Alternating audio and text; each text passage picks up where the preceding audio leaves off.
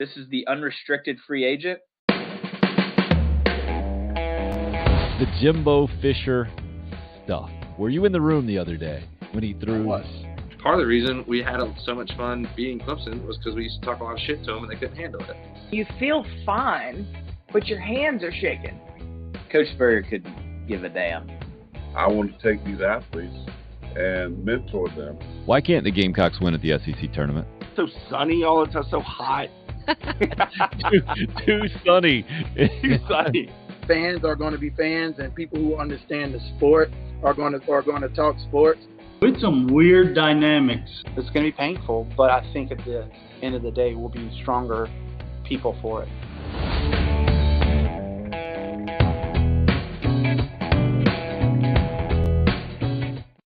Keep the pain to a minimum this morning. Welcome in. Tim Hill, unrestricted free agent on a Tuesday where Super Regional Baseball now set after a massive Monday. With 11 tickets punched yesterday, it is 5 out of 16 in the Super Regional field. Underdogs, 11 favorites. Moving on, DC, good morning to you as well. Colette, good morning to you. Glad you guys are a part of the program. 11 out of 16 favorites moving on, so not an incredibly upset-minded Super Regional or NCAA tournament so far, but man, yesterday was good again. 4 one-run games, 5 regional upsets, so 4 more added to what Notre Dame was technically, even though if you're kind of looking at betting favorites, they might have actually been the favorite in that Georgia Southern Regional, even though they went through it on the road. And last night, Stanford, the late game, down with 3 outs to go, down a couple of runs. And I think their comeback kind of epitomizing what we've seen so far with the college baseball tournament. And it happens every single year. Oklahoma State and Arkansas may be the most dramatic one this year. Arkansas escaping out of that Stillwater Regional and moving on. And we got the scores scrolling on the ticker, the video portion of the program this morning. We'll have the matchup scrolling for you as well. If you're tuning into YouTube or Twitter, Facebook, watching the video deal. If you're listening on the audio portion only on the Podbean live stream or a little bit later on any podcast platform, we'll make sure and try to not leave you out. But yesterday, again, proving to me, and good morning to you, Anthony, as well as he chimes in on the YouTube live stream. Proving to me just you can't mess up a tournament of 64 teams when you're talking about college sports. It's nearly impossible not to get some great moments, some great matchups, some just fantastic stuff to follow. Ben weighing in this morning. Ben and Hope, good morning to you guys. Thanks for popping in. So, how are you feeling this time of year as a sports fan is my question. Being a big college baseball nerd, I'm excited. And the super regional matchups seem to be pretty fantastic. I would say Southern Miss and Ole Miss kind of topping that list. And if you want a good college baseball feel, first of all, Mississippi is one of, if not the best states out there right now from a college baseball perspective, where there are no pro teams. People are interested, invested, and it is important to them. And you can feel it. You could feel it at Tennessee over the weekend. We talked a lot about that yesterday with former Gamecock assistant Stuart Lake and all the drama surrounding a ridiculous Rocky Top where steroid accusations were thrown and the number 1 team in the country was tested multiple times by multiple teams and stood up to the test every time. And now moves on to take on Notre Dame in the Super Regionals. You get a program like East Carolina, who's never made it to the College World Series, the most regional appearances, 30 plus, I think it is. Most NCAA tournament appearances is probably the best way to put that, without making it all the way to Omaha. Coastal Carolina looking to continue an upset run yesterday, and East Carolina shut that down pretty good. 13-4, the final score. Unfortunately, no more South Carolina teams left in the field of 16 in that super regional field. So those were a couple of things that stood out to me. But I mentioned the state of Mississippi, a lot like the state of South Carolina kind of used to be, where the baseball is second to none across the country. You got to remember, Mississippi State's defending national champs, right? Finished last in the SEC this year with injuries. Didn't make the NCAA tournament.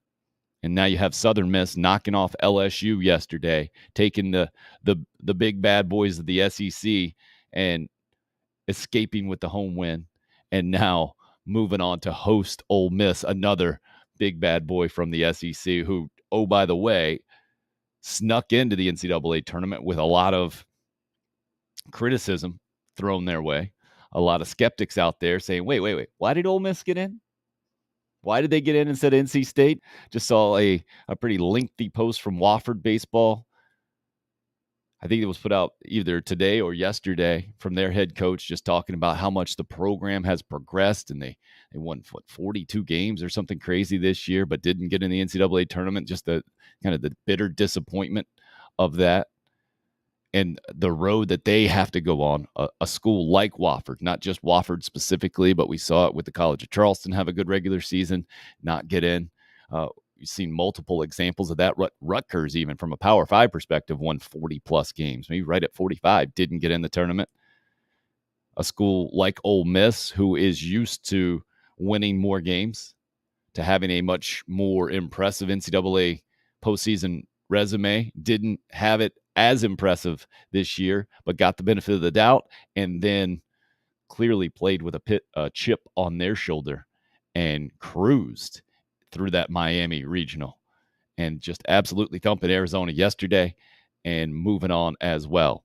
So college baseball tournament, college baseball this time of year, regionals, super regionals to the College World Series, seemingly every single year lives up.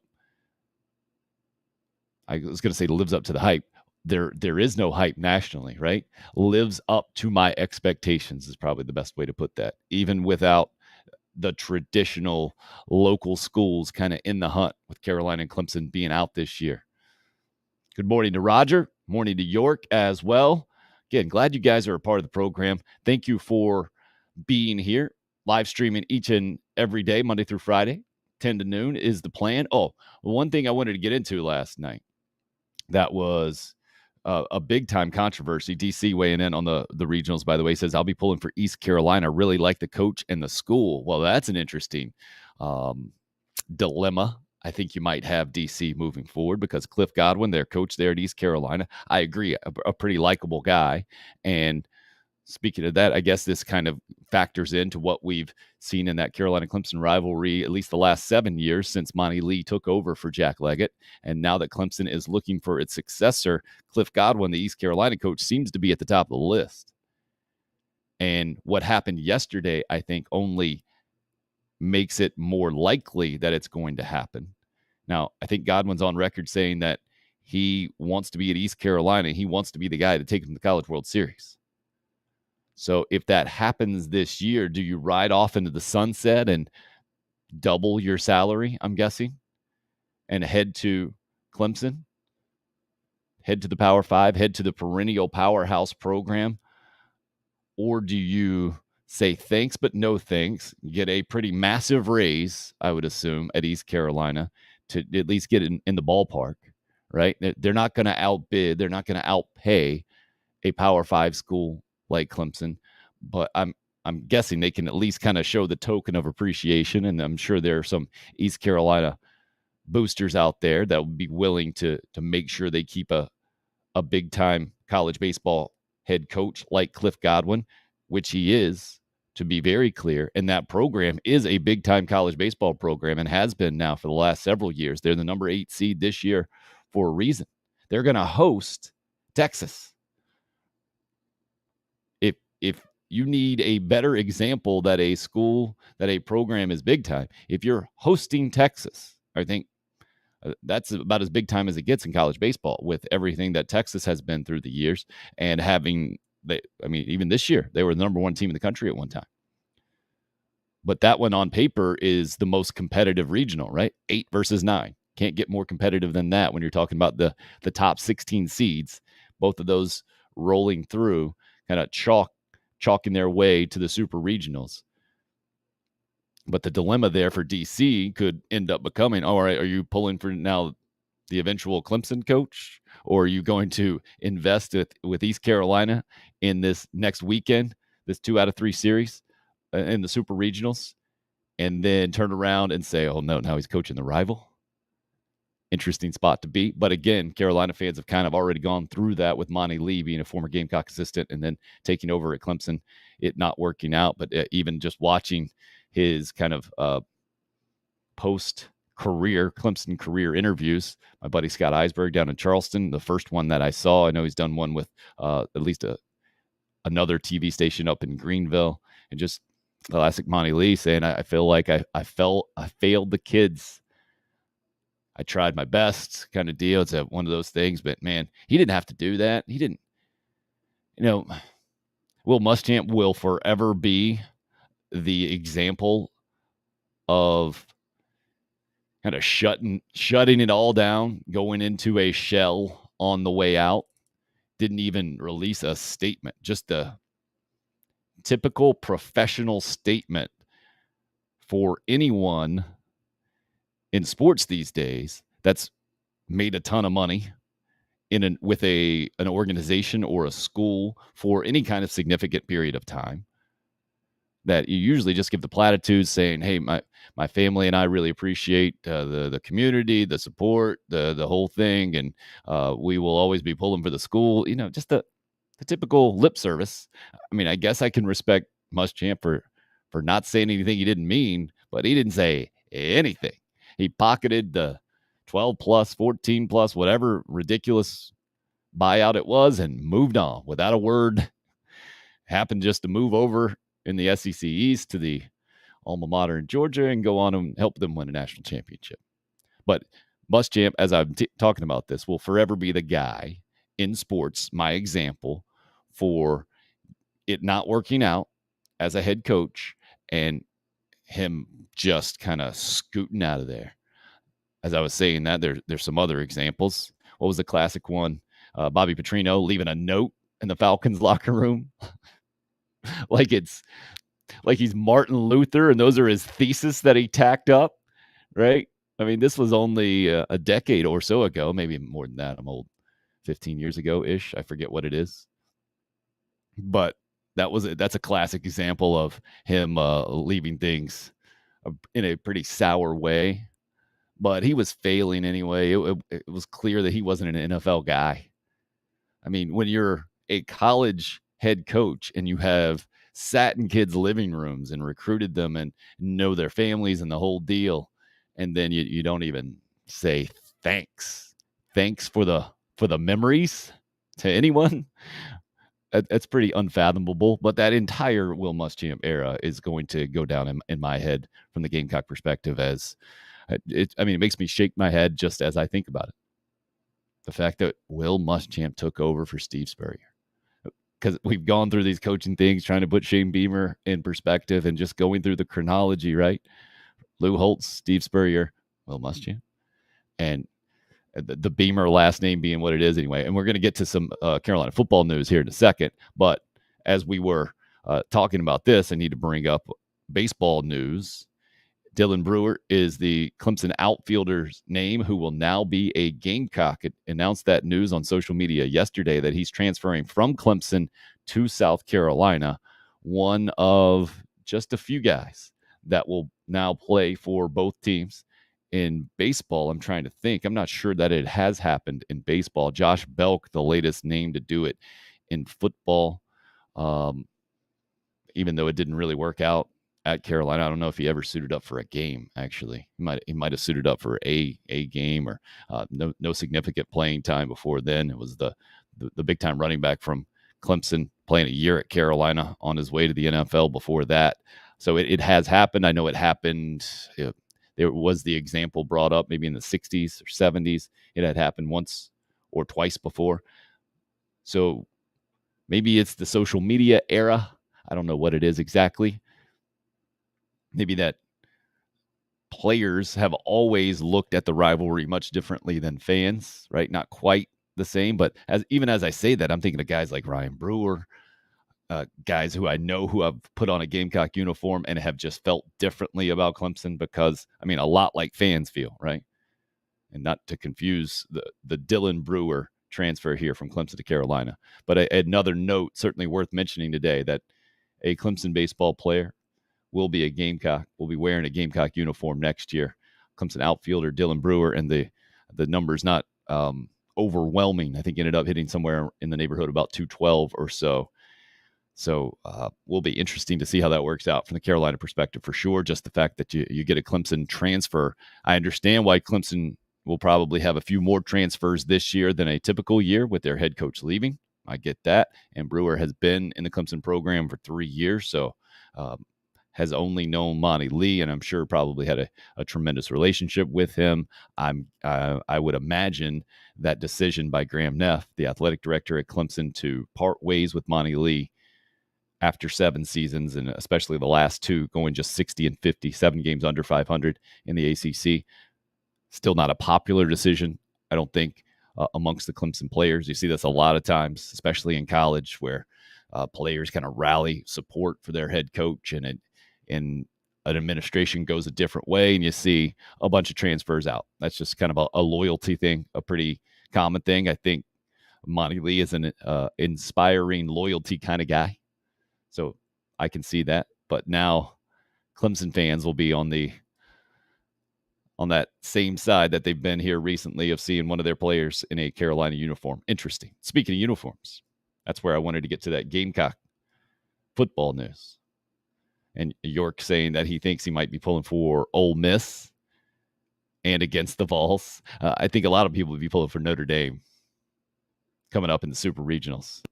Notre Dame, also one of those programs talked about very heavily when the NCAA tournament field was announced, because it looked like they had the resume to host, and they ended up getting sent to Georgia Southern as a 2 seed. Clearly, it worked out pretty well for them in the regional. They didn't lose a game, even though they were on the road.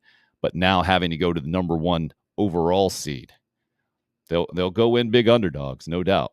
But Tennessee is such a program, such a lightning rod program, where it's easy to dislike them if you don't have a connection to them, if you're more of a traditionalist, if you don't enjoy players rounding first base and flipping the bird to the outfielder, they just hit a ball over their head. If you believe any of the rampant speculation about steroids or PEDs that turned out to not be a real story, or certainly a verified story over the weekend. Troy says, I'm still pulling for NC State. Good luck with that, Troy, who was left out of the tournament, with a lot of people shaking their heads for that. So I want to get to this new look for Gamecock football, and we'll certainly get back to baseball today. But you guys see this? And I never know exactly how much credence to put into the social media stuff. Tennessee's going to run into some junk ball left-hander and get knocked out. Well, there's a possibility there, but man, they got so much hitting. And that ball flies out seemingly on Rocky Top. I don't know. Notre Dame can pop the ball at the ballpark too, so it wouldn't shock me. There's a reason why the last number 1 overall seed in the NCAA baseball tournament to win the College World Series was 1999. So the pressure squarely on Tennessee. They haven't done it before. They are kind of not just playing against Notre Dame in the Super Regionals and then possibly against 7 others in the College World Series in Omaha this year. They're kind of going up against history. I mean, 56-7 is ridiculous. But Gamecock fans that remember that 2000 season will certainly tell you, just because you dominate in the regular season doesn't mean you're going to win a national championship. But fortunately, that came back around 10 years later in Carolina's favor in 2010 and then 11 as well. Craig weighing in with the morning crew. Good morning, Craig. So did you guys see the picture? Social media? Let's clear this out. I can pop it up here on the video stream on Shane Beamer's Twitter feed. I'll try to describe it as well as I can in case you're just doing the audio. So it's a picture of Spencer Rattler and Jaheim Bell. Apparently the entire Gamecock offense was over at the Beamer residence last night, and I think the defense is due there tonight. This is all part of the team building process and eating a meal and the specific tweet. So if you're looking at the video right now, you see Shane Beamer Spencer Rattler and Jaheim Bell pointing to a helmet. There are 4 helmets lined up in a shelves. These are shelves, not cabinets, right? I always screw that up. There are 4 helmets, Gamecock helmets, lined up vertically on shelves, and these 2 guys are pointing to the same one, the second one down from the top, which is an old school white helmet with a block C, and that's kind of it for the Carolina logo. And this has some Gamecock fans all up in arms. Shane Beamer tweeting out the words. I see there's been plenty of talk on Twitter today about our helmet combinations. My guys Spencer Rattler and Jaheim Bell at my house tonight. They wanted to chime in on the discussion.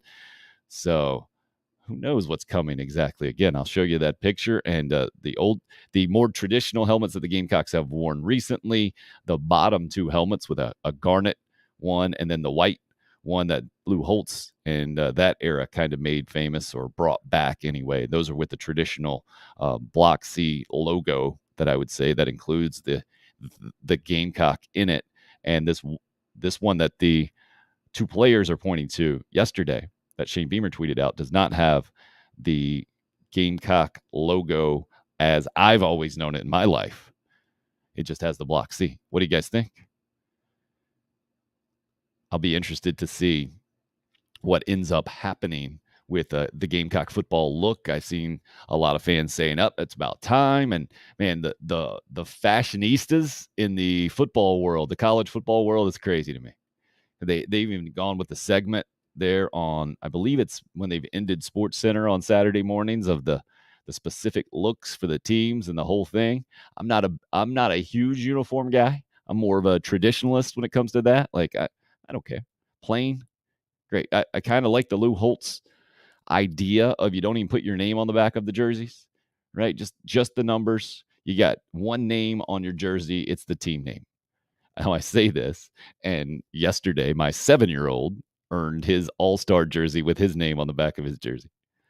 First time ever. And to me, it's crazy that kids that young now especially get that. Having never had that growing up from a youth sports, and I always thought that was only for like pros or college guys. And now you get kids doing this, especially. Don't get me going on the travel ball deal.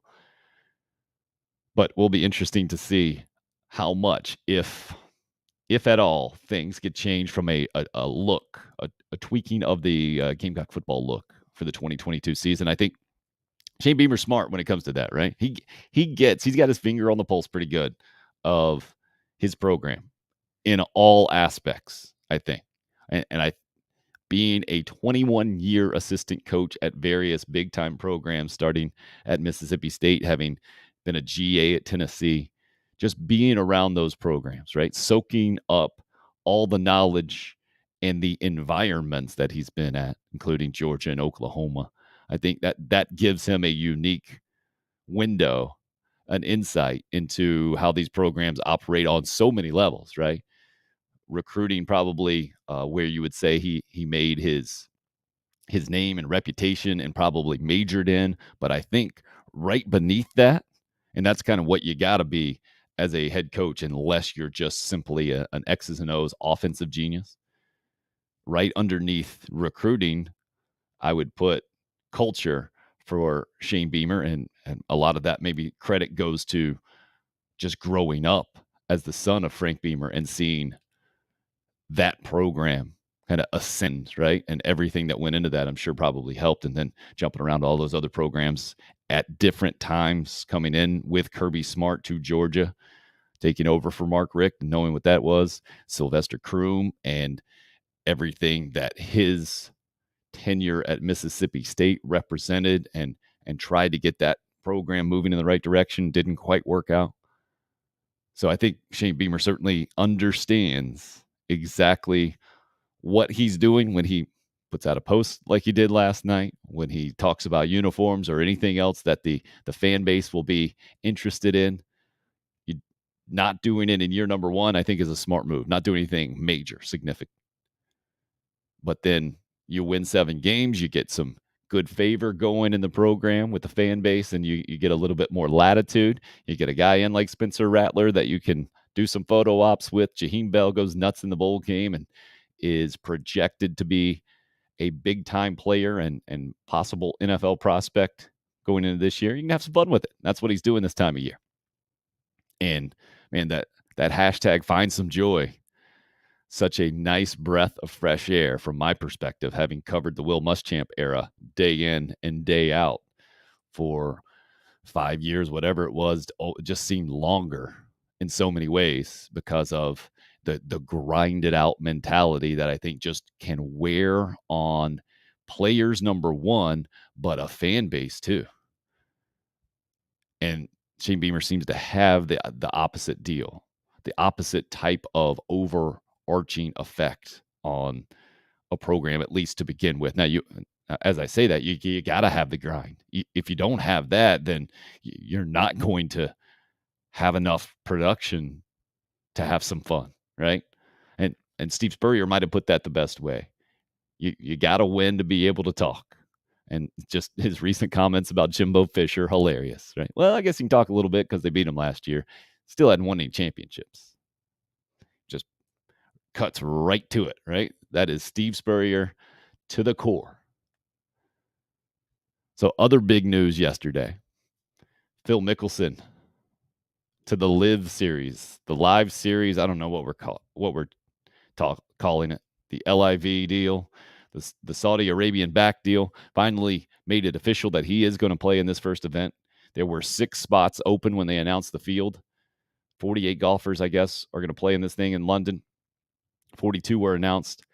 Dustin Johnson was the headliner of that field of 42. He had some news yesterday as well, joining Kevin Na, who was the first guy I saw do this, officially resigning from the PGA Tour, basically doing this to, I'm assuming, avoid being banned from the PGA Tour. It looks a little bit better PR-wise if you resign. But Mickelson is the name, right? And you could kind of feel this coming. The twofold most interesting parts of this, right? The money involved, and we saw $150 million attached to Dustin Johnson. I think that might have been back down to 125. Well, we've seen $200 million attached to Phil Mickelson. But also the fact that he says he plans on playing in the majors moving forward. And as far as he knows, he's going to be playing in the U.S. Open. That's where it's going to be really interesting moving forward.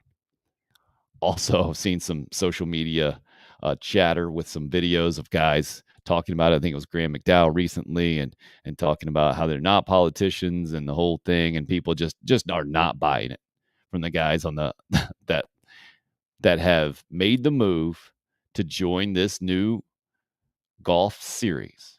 I'm not going to quite call it a tour yet. I don't think we can do that. I think you got to be around more than a year maybe, or just have more than 8 events, which is what's due. But we all get it. We talked about it with Dustin Johnson a bunch. Don't tell us it's about anything other than what we know it is, man. It's a ton of money. I think that's why I respected the brief statement that Dustin Johnson released. It was an opportunity my family and I can't turn down. We just couldn't turn down. $100+ million, $200 million maybe for Phil Mickelson. And again, he's made a ton of money. No doubt about it. But the idea that complete loyalty is owed to the PGA Tour, that no doubt helped him make his money. But I just can't go all in on that. Maybe it's the unrestricted free agent part of me. I know Kevin Na mentioned that in his statement recently, how he was a free agent and he wanted to make decisions to play where he wanted to play. Totally understand that. I would be a complete hypocrite on Tim Hill, unrestricted free agent, if I was saying anything other, I think. But I do respect the idea of loyalty and guys being loyal. I understand where Tiger Woods is coming from about legacy and the whole thing. But the idea that the PGA Tour represents all that's good and this live series represents all that's evil, and it's coming together, and anyone who who goes against the PGA Tour is evil, and anyone who is staying loyal and not doing it is choosing the right thing. To me, it's pretty ridiculous in a lot of ways. Because in our country, we don't agree with the idea of monopolies in general, right? We understand monopolies are bad, just flat out bad. If we're talking about good and evil, we can go evil too. Well, let's just go good and bad, right? Monopolies, not good. Any of you that have kids my age, if your kid wants to play Monopoly with you, not a good idea usually. Unless you're going to put a hard out on that time limit, man, because those things can take forever. What is it? The Mario Monopoly, the Super Mario Monopoly one. That's the worst in my house. Whew, just takes forever. Sorry, got sidetracked. So to me, that goes into this conversation and has to weigh heavily. And obviously, the PGA Tour is now bringing it up, right? It's all about loyalty, and guys have made commitments, and they need to live up to the commitment. And we have we have been very clear that this is not allowed in our club. Basically, if you're a PGA Tour member, if you're a member of our club, you can't go hang out with the other club. And I understand. You certainly have to have rules, and the PGA Tour didn't get to where it is right now by being open-minded and all about players trying to make as much money as possible or welcoming as much competition as possible. No.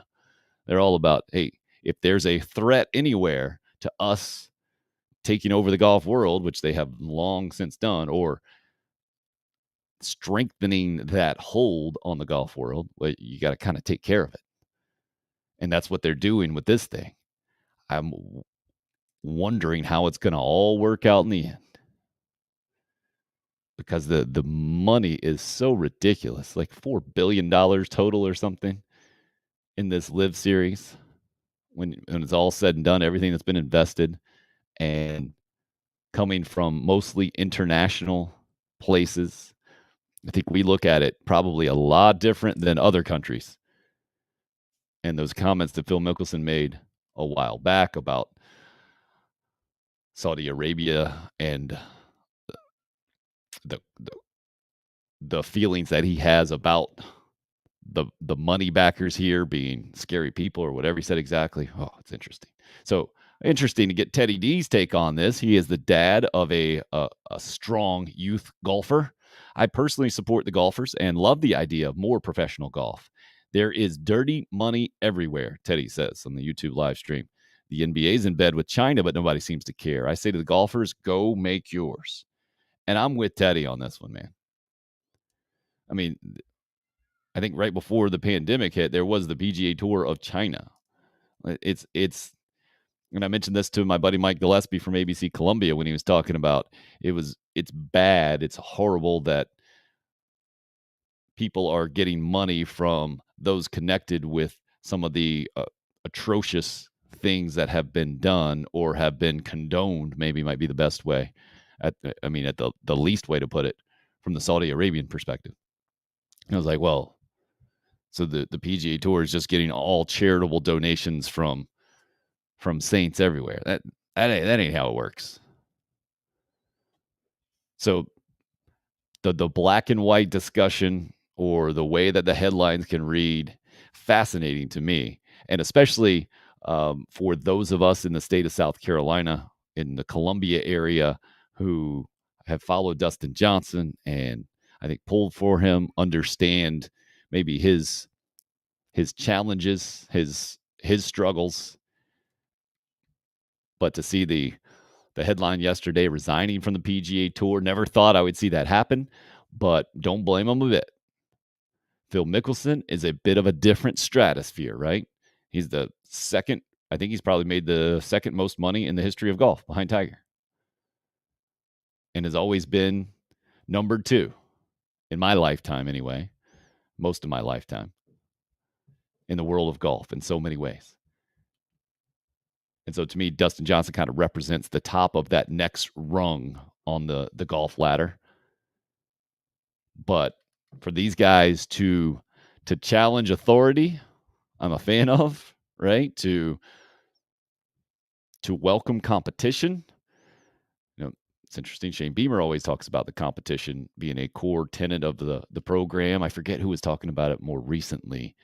Somebody else, another head coach was talking about that. Maybe it was Landon Powell actually on the program. Yeah, that's what it was. The North Greenville run to the College World Series, and they're playing at 6:00 in the winners bracket tonight against Angelo State up in Cary, North Carolina, by the way. But competition, something that we value very strongly in this country as sports fans, right? The ability to make as much money as possible based on your talent and your merit, your production. That's something we all value as well. So to see these guys getting paid a ton of money just kind of guaranteed, which has been a thing in the golf world just on an exhibition status in exhibitions, and that's where it gets real tricky with Tiger. I think Tiger's made a ton of money just showing up to be somewhere many times in his career. It hasn't been on this level, and it hasn't been threatening to the PGA Tour like it is right now. But let's be very clear that we shouldn't be painting Tiger as clearly good, and then Phil Mickelson or Dustin Johnson or anybody else is clearly not so much. Yeah, and Craig mentions, and Phil Mickelson has also lost more money than anyone else. Maybe Charles Barkley is up there with him. It mentions the question authority to Bill Hicks, the old comedian. I don't think you should credit Bill Hicks to that.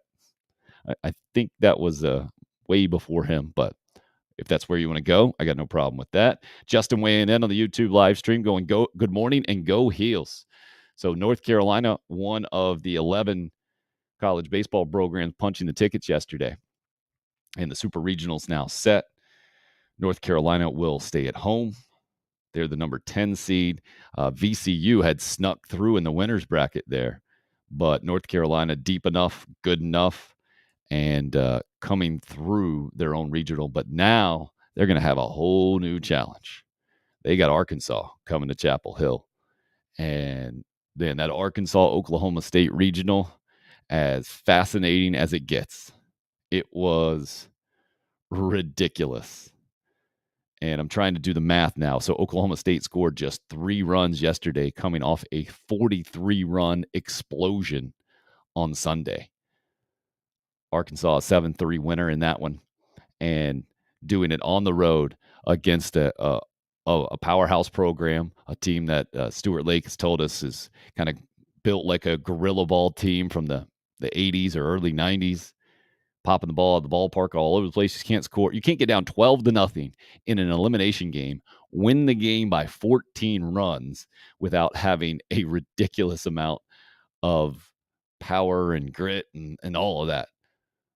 But Arkansas able to win that winner-take-all game last night in Stillwater. It wasn't that game that had me. Upset's not the right word. Maybe it is.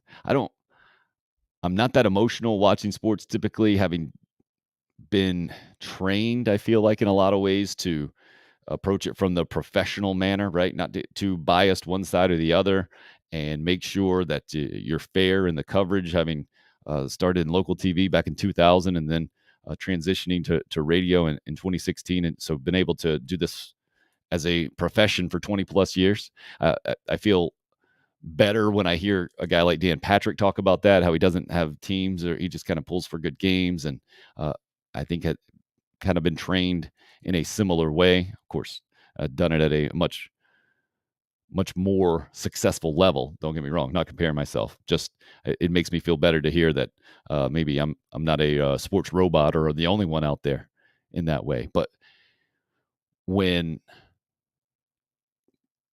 plays happen that have what I feel like is, and what seems to be obvious, to have a completely overarching impact on a game, and where it seems to me that officials are not using good judgment.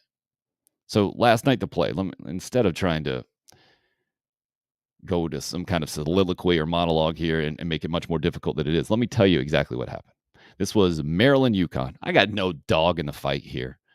Saw Maryland come into Columbia and knock off the Gamecocks in a regional in the Chad Holbrook era, and really kind of signified a change in the program in a lot of ways, because it just hadn't happened in the Ray Tanner years.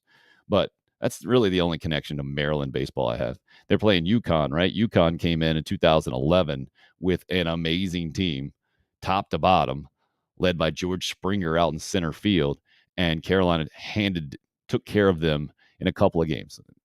That was part of the run, right? The ridiculous 22 games in a row run, whatever it is, in the NCAA tournament that Carolina won.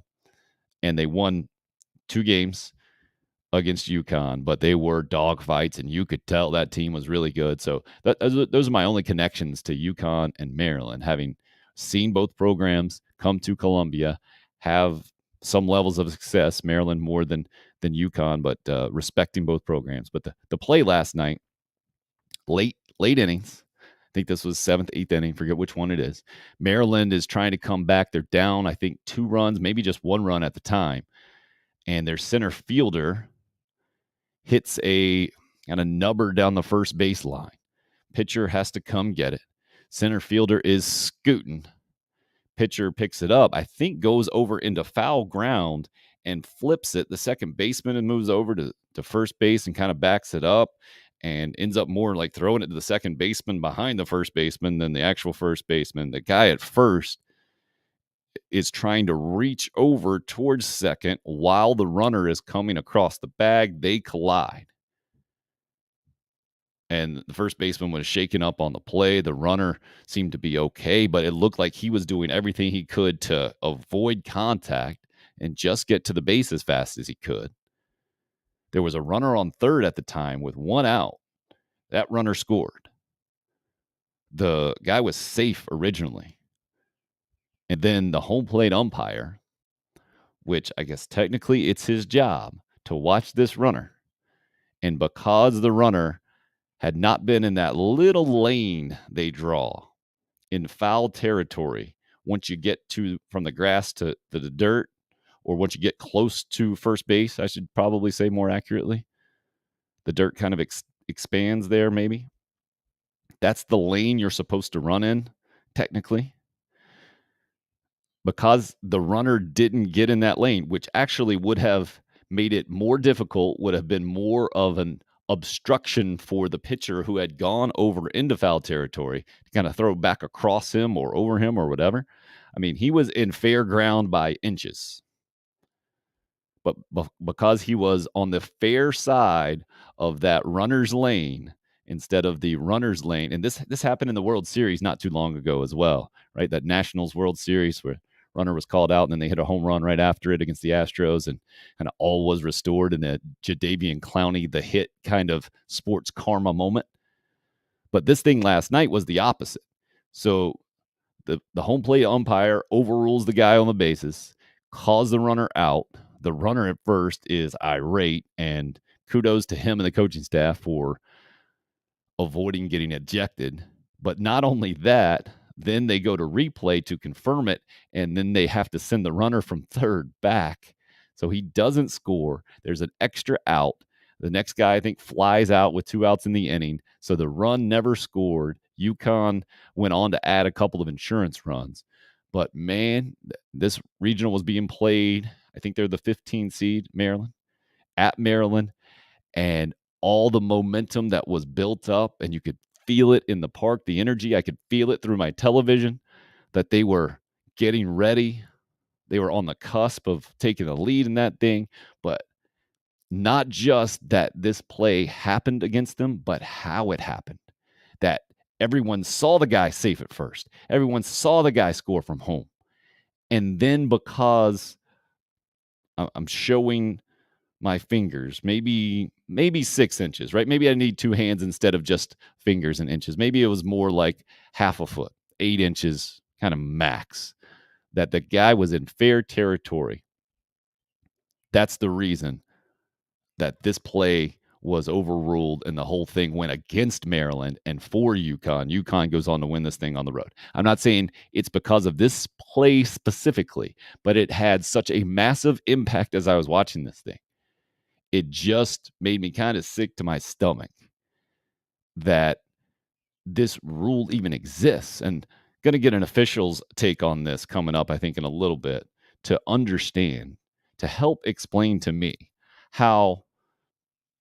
Okay, I'm going to hold up my pen here, right? Let's see if I can do it.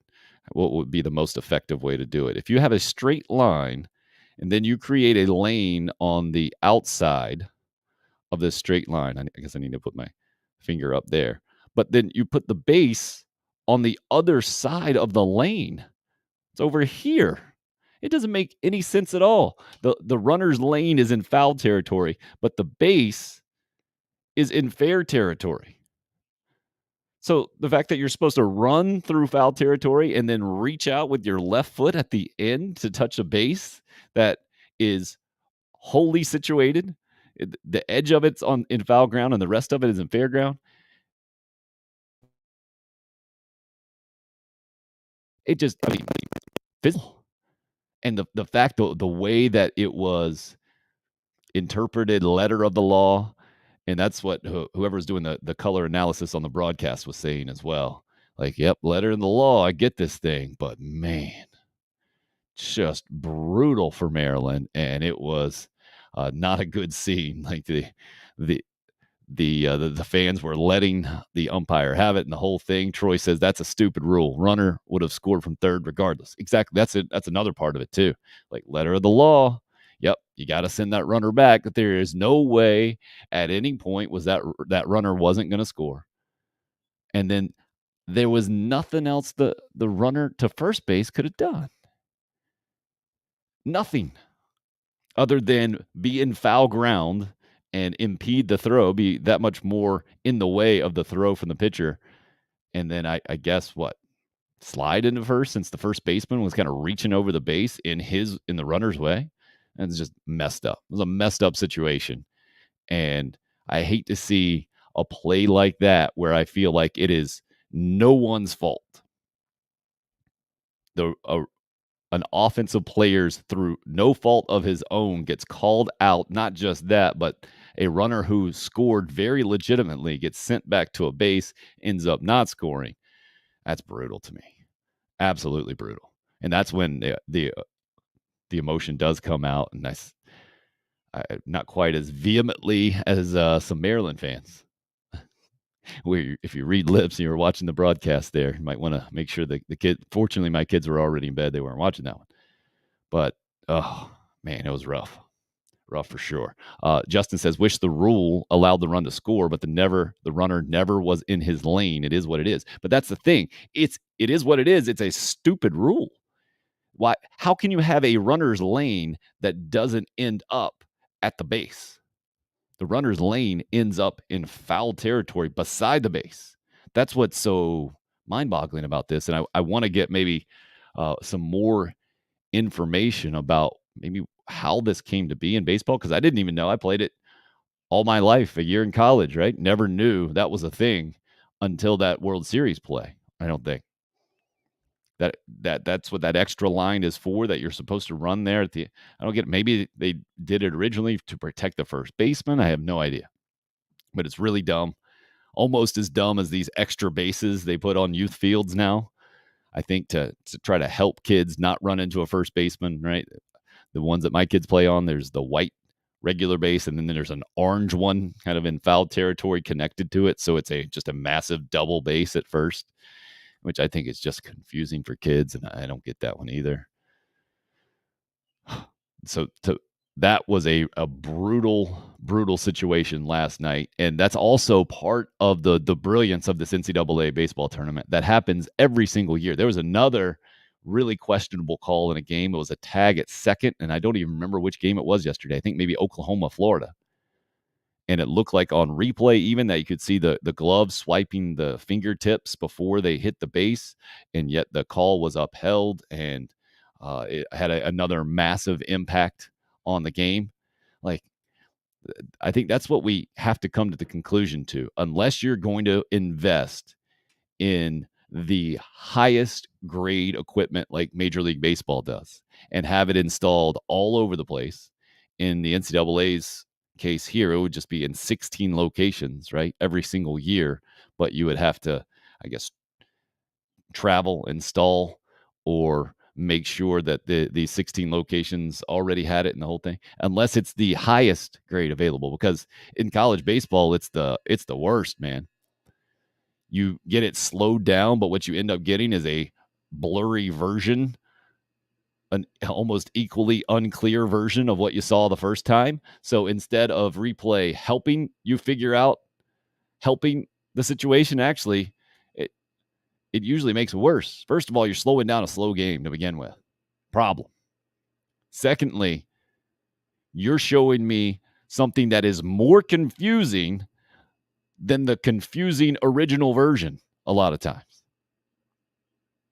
So, in general, I am for replay in sports. The way that college baseball does it specifically, it has a lot of room to improve, man. I'm not a huge fan. Brian hits us up on the Facebook live stream.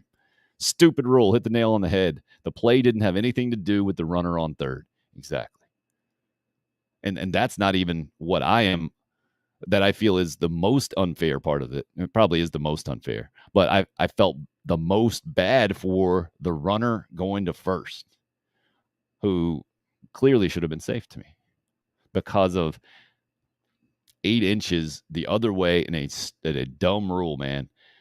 That could certainly get us into a sportsy sports talk discussion about the dumbest rules in sports. You could spin that off real quick.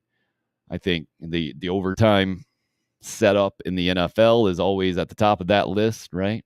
Trying to think of just dumb rules in general. I can't think of anything off the top of my head, but I never would have thought to mention this until this play popped up yesterday.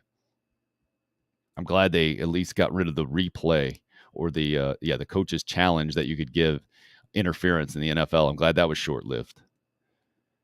That's to me, I mean, when you're making judgment calls and then we're reviewing the judgment calls and the whole thing, that is another part about sports that can irk me real quick. Like, that's the thing. It's supposed to be a game. We want to get it right, but I think we have to understand as adults that by having an excessive amount of replays, which is what it turns into in college baseball especially, what we're conveying is to kids is that there is an absolute right or wrong in every single play, and they're going to find that. But there's not. There's a lot of times these replays, a foot and a ball gets to the base at the exact same time.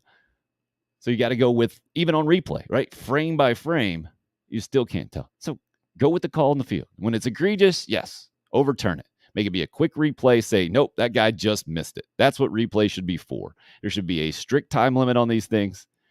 And we should all be able to see it. If you're at the game, you should be able to see it. If you're at home, you should be seeing the same thing. I think this is basically what Major League Baseball does. They do it right, but they only do it right because they got the money to do it right. So if you don't have the money to do it right, I'd almost rather you just get rid of it altogether.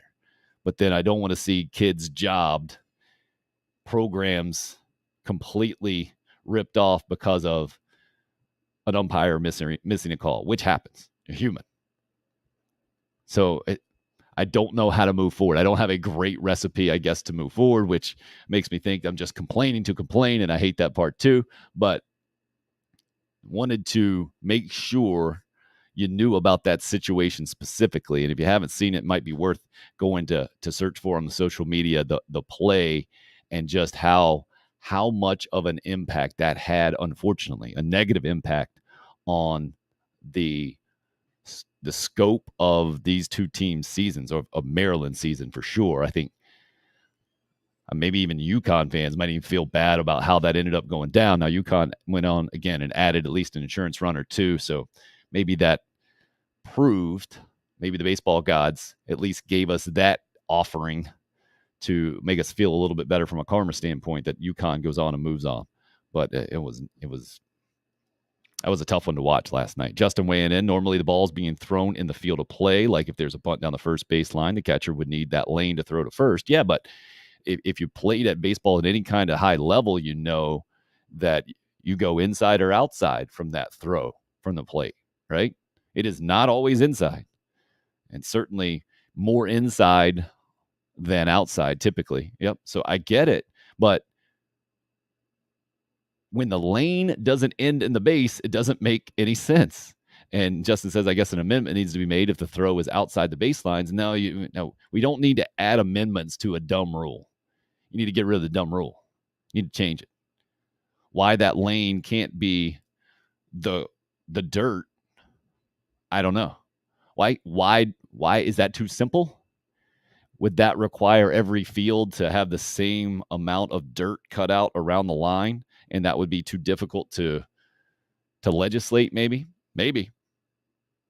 But it makes a lot of sense to me that when you're running on dirt and the dirt is not that wide, there's grass on each side, you say, hey, grass is out of bounds. You can't run there.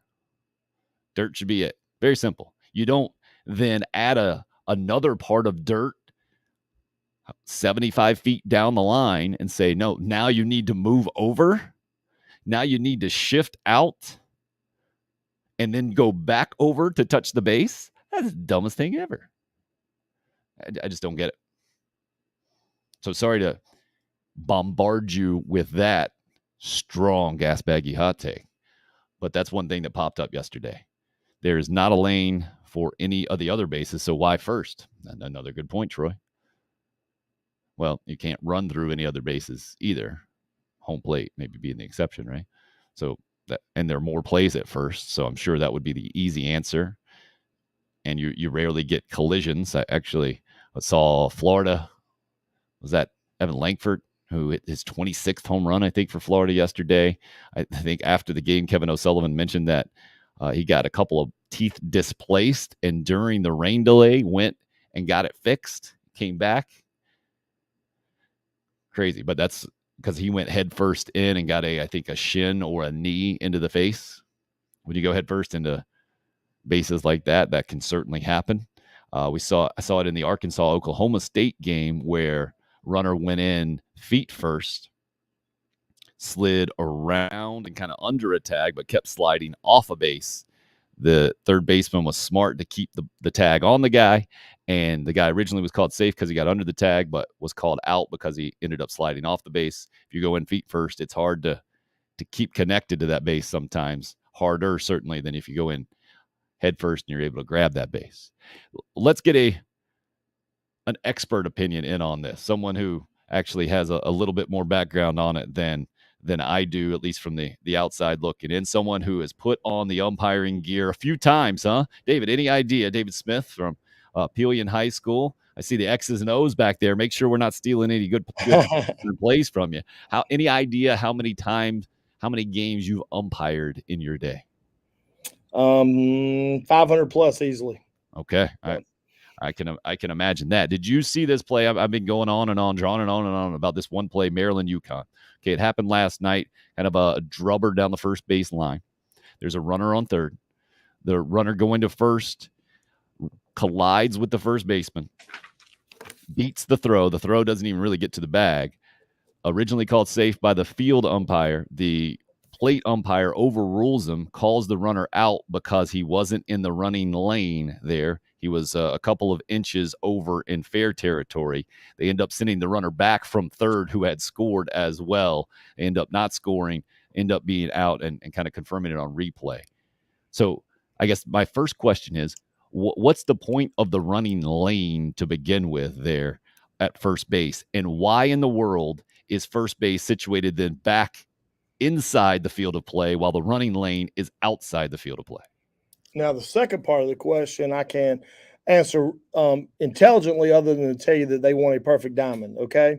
Now, the running lane purpose is for the play from the catcher, for the most part, the play from the catcher to the first baseman, whether it be a drop third strike, whether it be a ball right out in front of the plate, so that the runner has a spot to be, so that the catcher can remove himself from the foul line can remove himself from the foul line and have a clear throw to the first baseman, who's obviously and the catcher will usually verbalize inside or outside, like on a drop third strike. Right. If the ball goes behind the foul line toward the dugout, so to speak, he'll call outside, and the first baseman will put his feet and all toward the foul territory, so that it's clear from the base runner, so he doesn't hit him in the back. But the base runner is expected to be in that outside lane to begin with, right? 1 foot completely out. 1 foot completely out, you are not in the running lane. 1 foot completely out.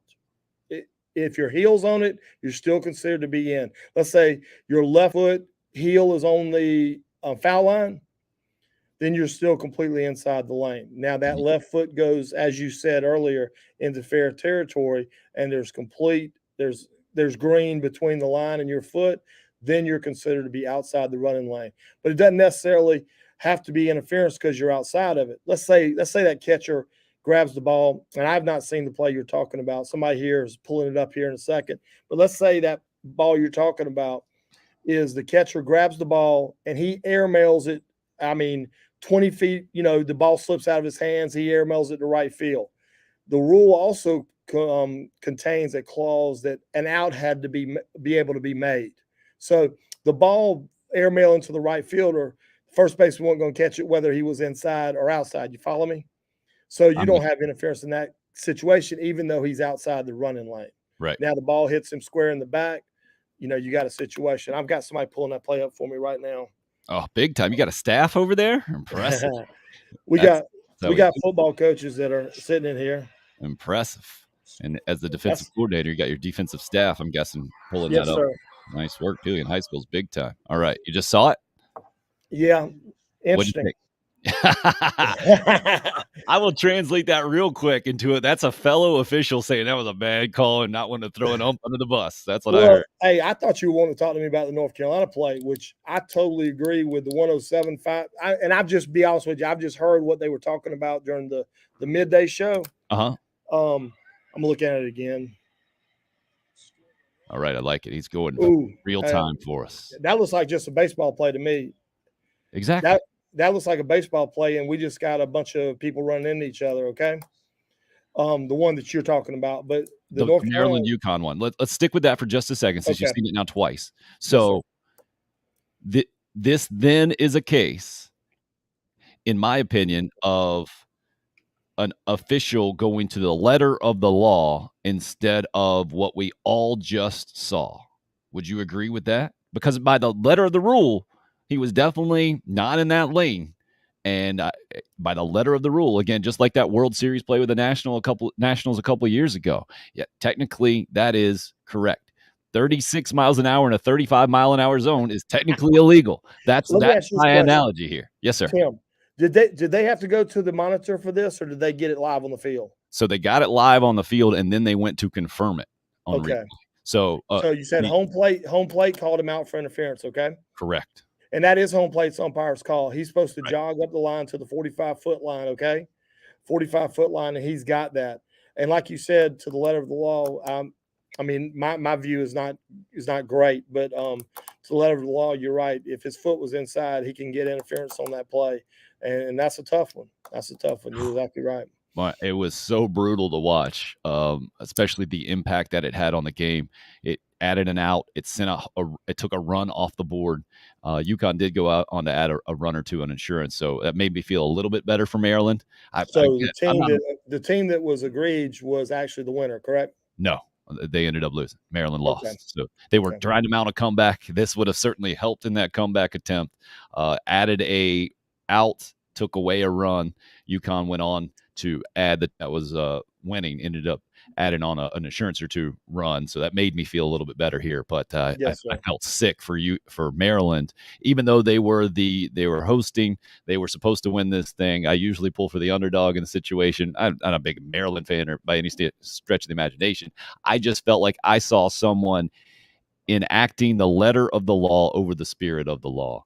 And I'm with you. And I'll be honest with you, is I've got umpires that I work with that I want them on the field with me because they know the rule book inside and out, but I just don't want them talking to anybody, okay? Because they know the rule book like a textbook, but they can't have the interpersonal relationships and apply it like you said, versus the black and white that what it rule says. Yes, sir. All right, let's hear the North Carolina play that you're talking about. Was this the one that Scott Forbes got kicked out on? Yes, sir. Yes, sir. Okay, let's hear it. I don't see any part of that ball that is an infield fly situation. There's nothing, because the infielder has to have relative ease to drop it, because the purpose of the rule is to not allow him to drop it on purpose and get a double play. Like Christian Walker did that the other day in the big leagues. I don't know if exactly. That was great. Wasn't that great? Yeah, exactly. But that was only one runner, so infield fly would not have been applicable in that situation. But on that particular play, and our coaches have talked about it all morning, is that it was bad luck for the offense, no doubt. But it was just one of those situations that turned out to be bad luck. Like you said, second baseman or somebody dropping a ball with a runner on first and legitimately just dropping it, and first base for R1, the runner on first cannot go off the bag because he assumes it's being caught. It's dropped. You think that's going to be good for the offense, so the ball is now thrown to the shortstop covering second for the force out. So you get nothing out of the misfortune or the bad play by the defense. But I thought that was just bad luck for North Carolina, and I didn't see any part of it that defined that or put that in the situation as infield fly. You saw that play, didn't you? I didn't see the play, but I understand how you're describing it now. The infield fly, as being a Braves fan, has been a point of contention a while back. I think it's a tough one, and I think I've seen it be used in the wrong way more often than I've seen it be used in the right way, if that makes sense. Especially you get in high school games where you don't have the level of proficiency that it's kind of designed to guard against, where guys do stuff on purpose. Like I get the point of the rule, man. I totally get it. I think in general it's a good rule, but I think you better be dang sure as an official that the defense is trying to take advantage of it and clearly had made a decision, right, as opposed to just couldn't make a catch. Like that's. And it's also a good way as an umpire in a 12-0 game that you're trying to get out of there, so that you try to find it out. Okay, infield fly rule, bat is out. No, that's honesty right there. I love that. Sir. So I'm glad you brought up the North Carolina situation. I think part of that as well, North Carolina fans specifically very upset that Scott Forbes was given a 2-game suspension. I think it looked to me in the argument phase of this thing that the umpire might have put his 2 fingers on Scott Forbes first, and then that was part of the whole situation. How did you see that? I saw you shake your head. Yeah, well, the suspension part, I'm a little biased on that. I don't think coaches should ever get suspended. Okay, when I first started in the business, it was a $50 fine for getting ejected. I might have told you this story. Is I got ejected twice my first year as a girls basketball coach at Chesterfield High School, and nowadays, and I told you this because I remember telling you this part, is I was out there talking to that umpire, and I thought, this guy's a little bit of a loose cannon there. He might flip me at any moment, and $500 flipped in the back of my head. Huge difference in $550. Right. Not for big money people like you, Tim, but for me, $500 is a big deal. So I think about it. Okay. Yeah. So I get that. So my contention and what I wanted to get your opinion on, and this goes to something I saw specifically in the East Carolina regional. East Carolina guy turns on one left-handed batter and then starts to walk down the first base line. And what do you see behind him? Something I'd never seen in my life. See an umpire scooting up behind him, puts his hand on the small of this dude's back and kind of ushers him down the first base line to get him moving. Yeah, I'm telling you, that was an emphasis in the South Carolina High School League playoffs about the home run celebrations and the celebrations at the plate. We were given memos and conversations on how to handle it, but it's tough. It's tough as an umpire to try to take out the joy, to distinguish between legitimate joy that they're celebrating an achievement by the player versus showing somebody up. You kind of got to know a little bit of history between the two teams, maybe prior to the contest, to know whether he was showing them up. Certain kids are more prone to show somebody up, but and that's where blanket rules come into play, because of it's hard for us to know a different crew coming in there, unlike Major League, where they kind of know all the players and know the the rivalries and know the people who don't get along. High school, you may see a team twice all year, and you don't know what happened 7th, 8th, 9th game of the year to create the dissension between the two. But I'm all for playing the game the right way, and I've got my players will not bat flip, they will not throw bats, and they will not do that. But certain coaches will allow it, and that's to each his own. But I think you are setting yourself up with the slow walks and the stuff to later unsportsmanlike acts. And obviously in high school, I don't think there's any place for earholing a kid, because like you said, the skill level, you don't ever know whether it's going to get in that face turned around, and we got all kind of problems when that happens. So let's get to the bottom of this. This is fascinating to me, especially as a youth coach of 9 and 7-year-olds, right? I saw a great quote recently that you teach them to love the game before you teach them how to play the game. So you want them to love the game. Kids got to have joy playing baseball. Shane Beamer's find some joy kind of quote. I'm all for that in sports. Yes. And in these big moments, especially in a regional in college, right? Amen. In a championship game in high school, yes, state playoff game, whatever it is, you got to let the kids enjoy it. And at the same, no doubt. But at the same time, I'm with you, David. You don't show up your opponent, and as soon as you make it about you, your team, there's a big problem. That's where I was heading. I think you can distinguish between legitimate cheering a kid on and legitimate joy and enthusiasm versus flipping the bat over at another team's dugout. Exactly. I agree with you. Right. That's just common sense, though. To me, this is the way that you take care of that. First of all, you mentioned coming at it from an umpire's perspective, maybe not knowing the history. And Justin Stevens weighs in on the YouTube live stream, says, great information from an ump, clears up a good bit. Nice work, David. You're doing your job here. Well done, sir. But thank you. Pre-game managers meeting, hey, what do I need to know? Right? Couldn't that be the first thing you say as an umpire? What kind of backstory do I need to know here going into a judgment call? You guys speak now. Otherwise, I'm going to make the call how I see it. Right? Is that not easy enough? I'm not sure that's the place at a home plate conference. I think maybe we have the ADs communicate with. You might have opened up a nice dialogue here. Maybe the ADs need to talk to the booking director. Whether it be Teddy Weeks of SCISA, Alan Hare of CBUA, Ed Halliday of Columbia Softball Association. Maybe the athletic directors need to discuss with the booking directors so that they can tell the crew prior to going to the home plate conference of what we got. Because, for example, I had the Somerville-Lexington softball game after the big protest situation, okay? I was briefed very thoroughly on the DP flex and everything that they were going to try to do. And our pregame meeting was carried out accordingly to knowing the DP flex rule. Gotcha. So it just at the home plate conference, you might have coaches that don't like each other, and then they could be throwing stuff that really is not true. Wait a second. I need to hear some of these stories. You don't have to name names, but I want to hear the tension that you felt before, because that was always a fun part of my job as a TV nerd, being a camera guy. I would sneak out to the home plate meeting, especially at a Carolina Clemson game, for instance. You get Jack Leggett, you get Ray Tanner, you got them both in the same shot there. It tells the story visually and the whole thing. And most of these meetings, from a baseball perspective especially, is we're going to tell a joke here, we're going to ask about the family there. Sometimes you bring the kids up to the whole thing. It is almost like a family reunion vibe. And then sometimes it is definitely a different energy, let's say, in that pregame meeting. What about at the high school level from your experience? Well, I'll tell you that I was as a coach in a Blackville Christmas tournament. I got a technical before the game even started because are you talking basketball? Basketball. You don't even have pregame meetings with the rest. Oh yeah, you do. Yeah, you do. Yeah, you do. Yeah. Because the coach had run the score up on me, so I wanted to clarify exactly how we were going to handle this situation.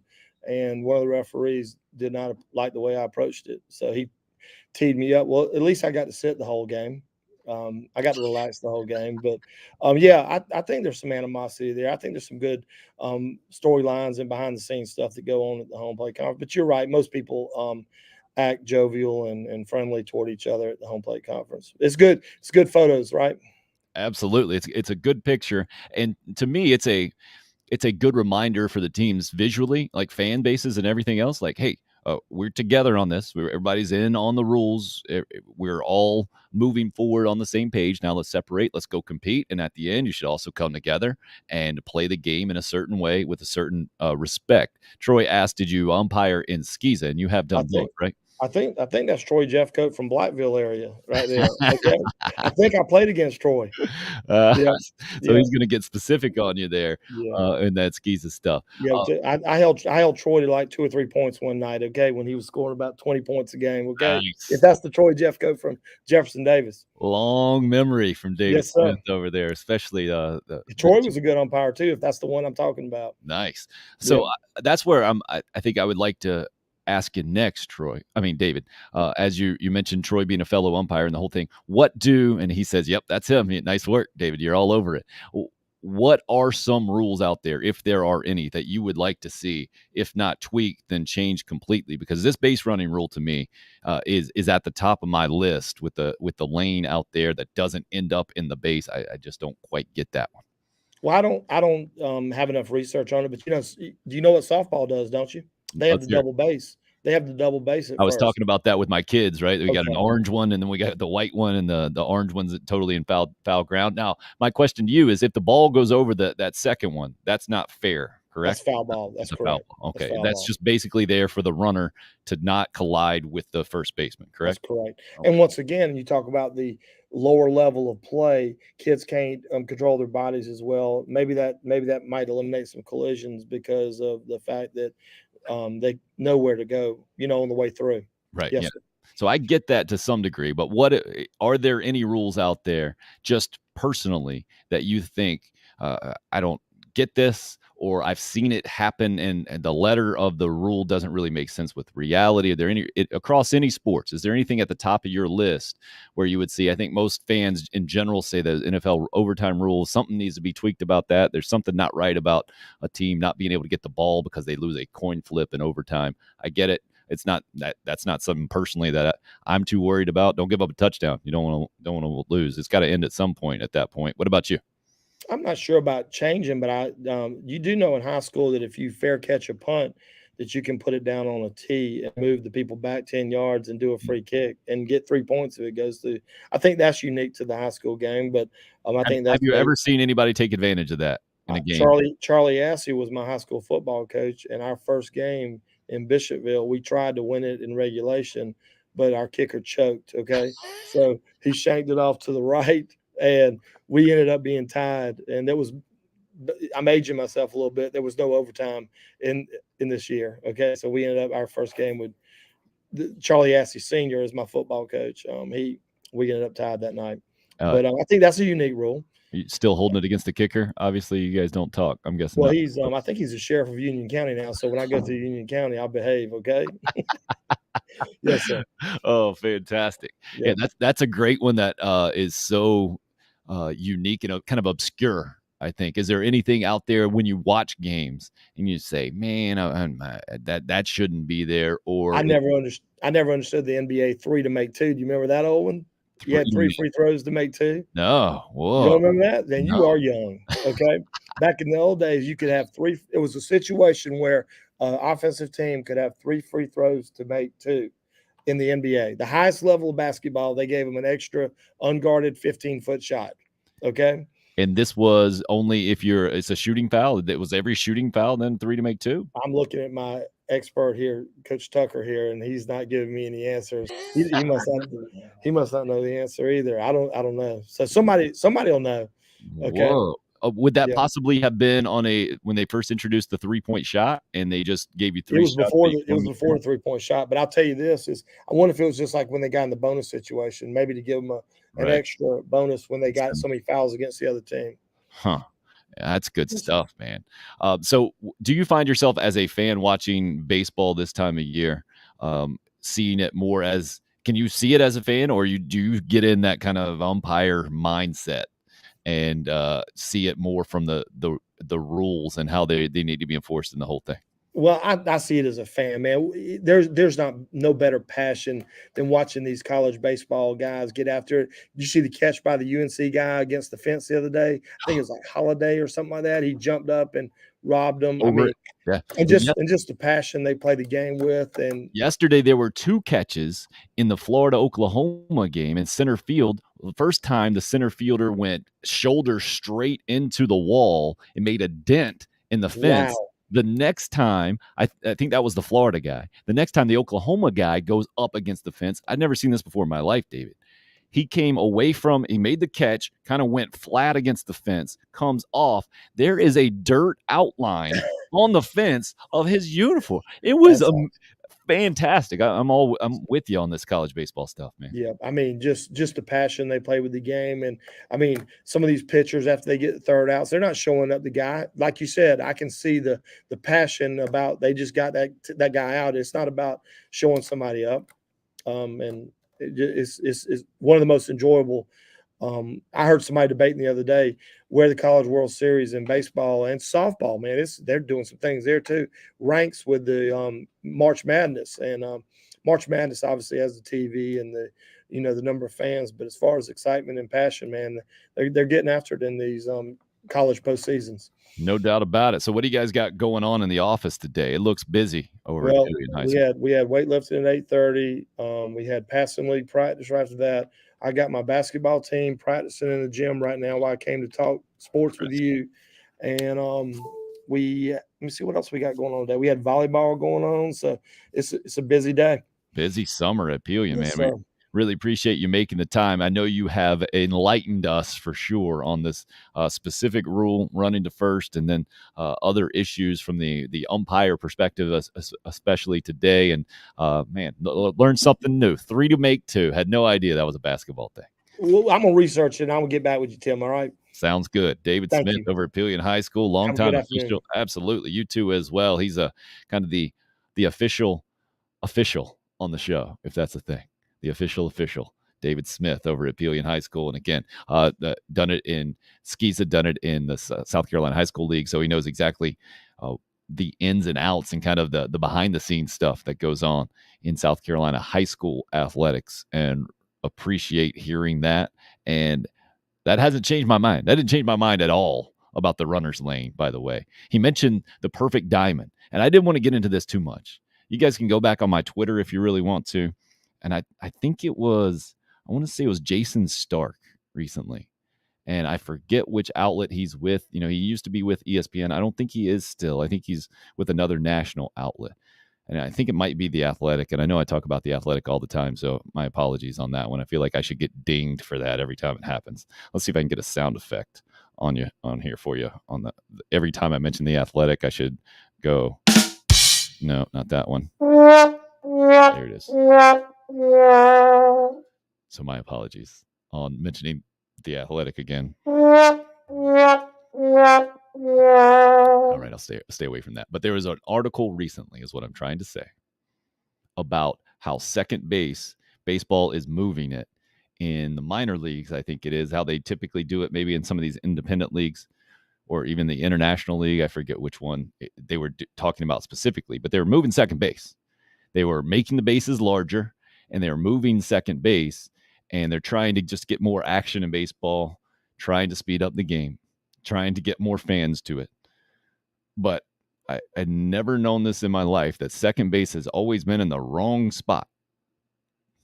It's never been 90 feet from first base to second base and second base to third base, because of the way that a diamond has to work and the way the shape of the base, it just can't quite work. And David mentioned that that's the reason that first base is on the inside of the diamond, because you're trying to get a perfect diamond.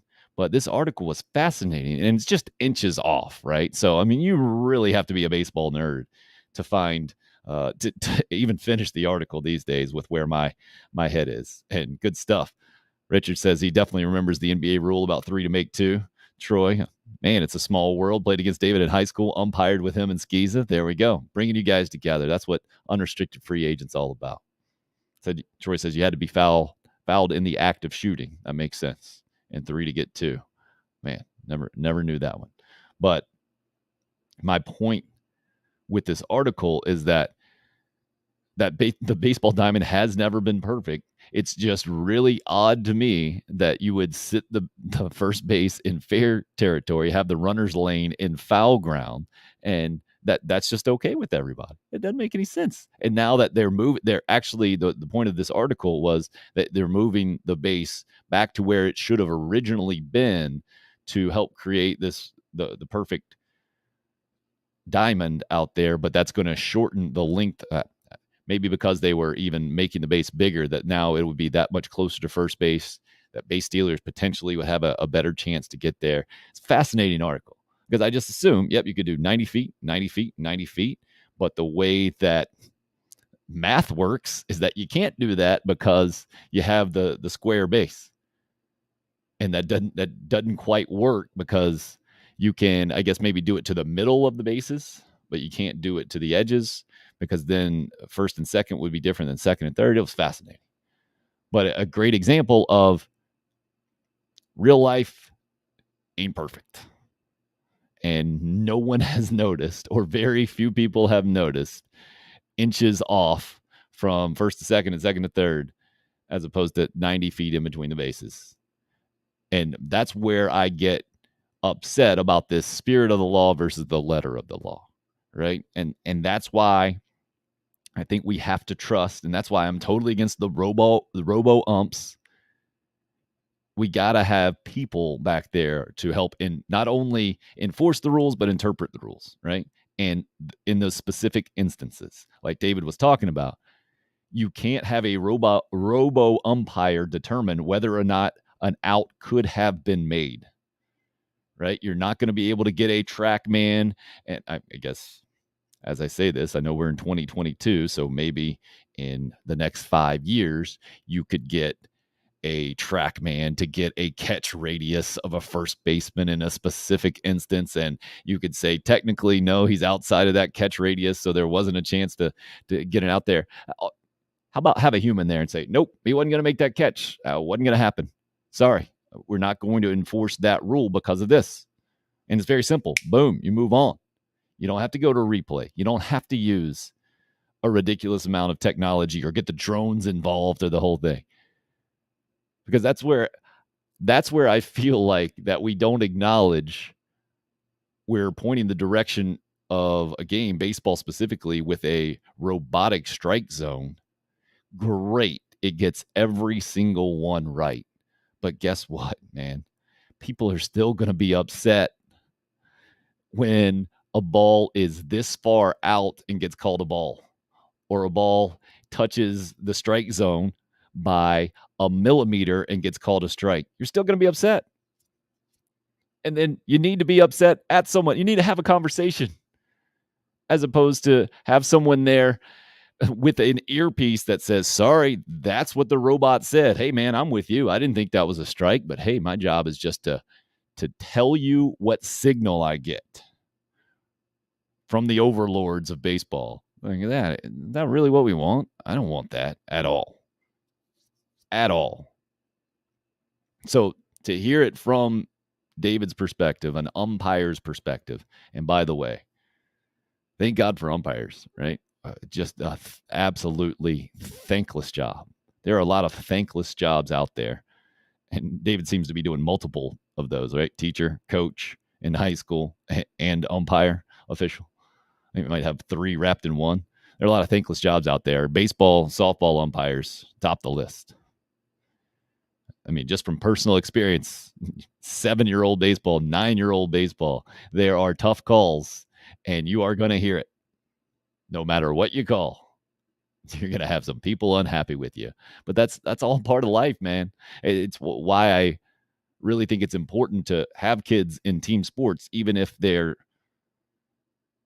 not particularly athletically inclined, just to be in the environment where there are disagreements, there's adversity, and you got to move forward no matter the result.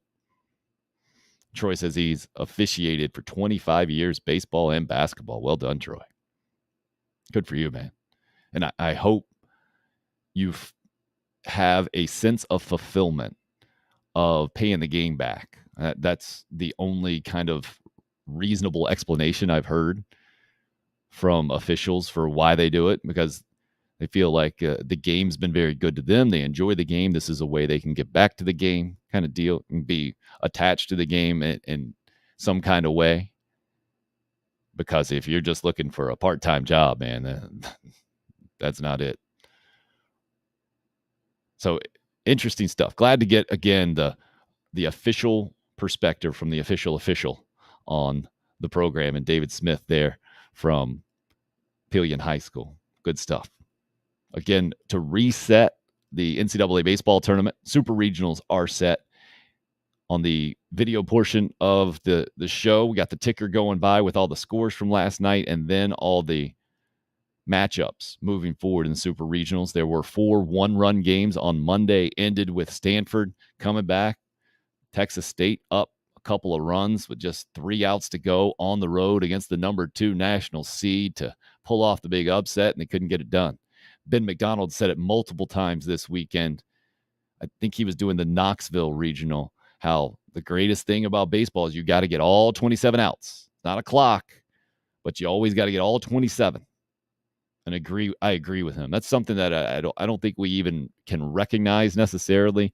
And yeah, when you get a 5-hour plus 9-inning game like Texas A&M and TCU played, it's pretty ridiculous. But if you watch that game, you probably didn't mind too much. I didn't mind that much. I think I picked it up maybe the 5th inning, 6th inning, something like that. That was a heck of a game. Timeless. Mostly good in baseball, sometimes not great. But the super regionals being set, there's some fascinating ones. And a bunch of SEC teams involved. Auburn going on the road at number 3, Oregon State scrolling by right now. Ole Miss on the road. Arkansas on the road. Florida getting knocked out last night by Oklahoma. Vanderbilt knocked out last night at Oregon State. Another one-run game. LSU, another one-run game, getting knocked out at Southern Miss. That Southern Miss Ole Miss series is going to be wild. Arkansas going to North Carolina. North Carolina can't feel great about that matchup. Sets up, as usual, dramatic super regional matchups this weekend. Going to be a lot of fun, for sure. Troy says officiating kept him involved in sports. Oh, yeah, DC. That's another classic rule. Balk, still a head-scratcher for me. Yeah, for everybody, DC. For everybody who's honest, I think. You might get some people out there who are trying to tell you that they absolutely understand what is a balk every single time and what is not a balk. There's no one out there who gets that. No matter how long. I think the longer and the more calls you've seen, the longer you've been involved in baseball, the more calls you've seen, even the less you understand, or the more you understand, it is a complete judgment call. It's crazy. But also, again, what makes baseball beautiful in a lot of ways, right? Not everything's black and white. And you're going to see things that you'd never seen before. I love in this show, I learned something I never knew before. The NBA used to have a rule of 3 shots to make 2. And you get a do-over, basically. That's crazy. Baseball news yesterday from the state of South Carolina standpoint, Dylan Brewer, Clemson outfielder, transferring from Clemson to South Carolina.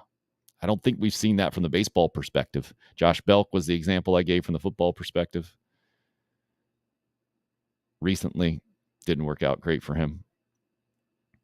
So we've seen it in very few instances before. Will be interesting to see how this one works out. And again, it's early on, right? There's a lot of baseball to be determined before we get around to the next season. You got fall ball, and then you got preseason camp and the whole thing. You still got to make a roster. You still got to. Brewer has been with the program for 3 years. Started, I think, most part of those 3 years, but the number's not very good for him this year. So going to have to improve those numbers, I think, to be a contributor for a very important season for Mark Kingston and South Carolina baseball coming up.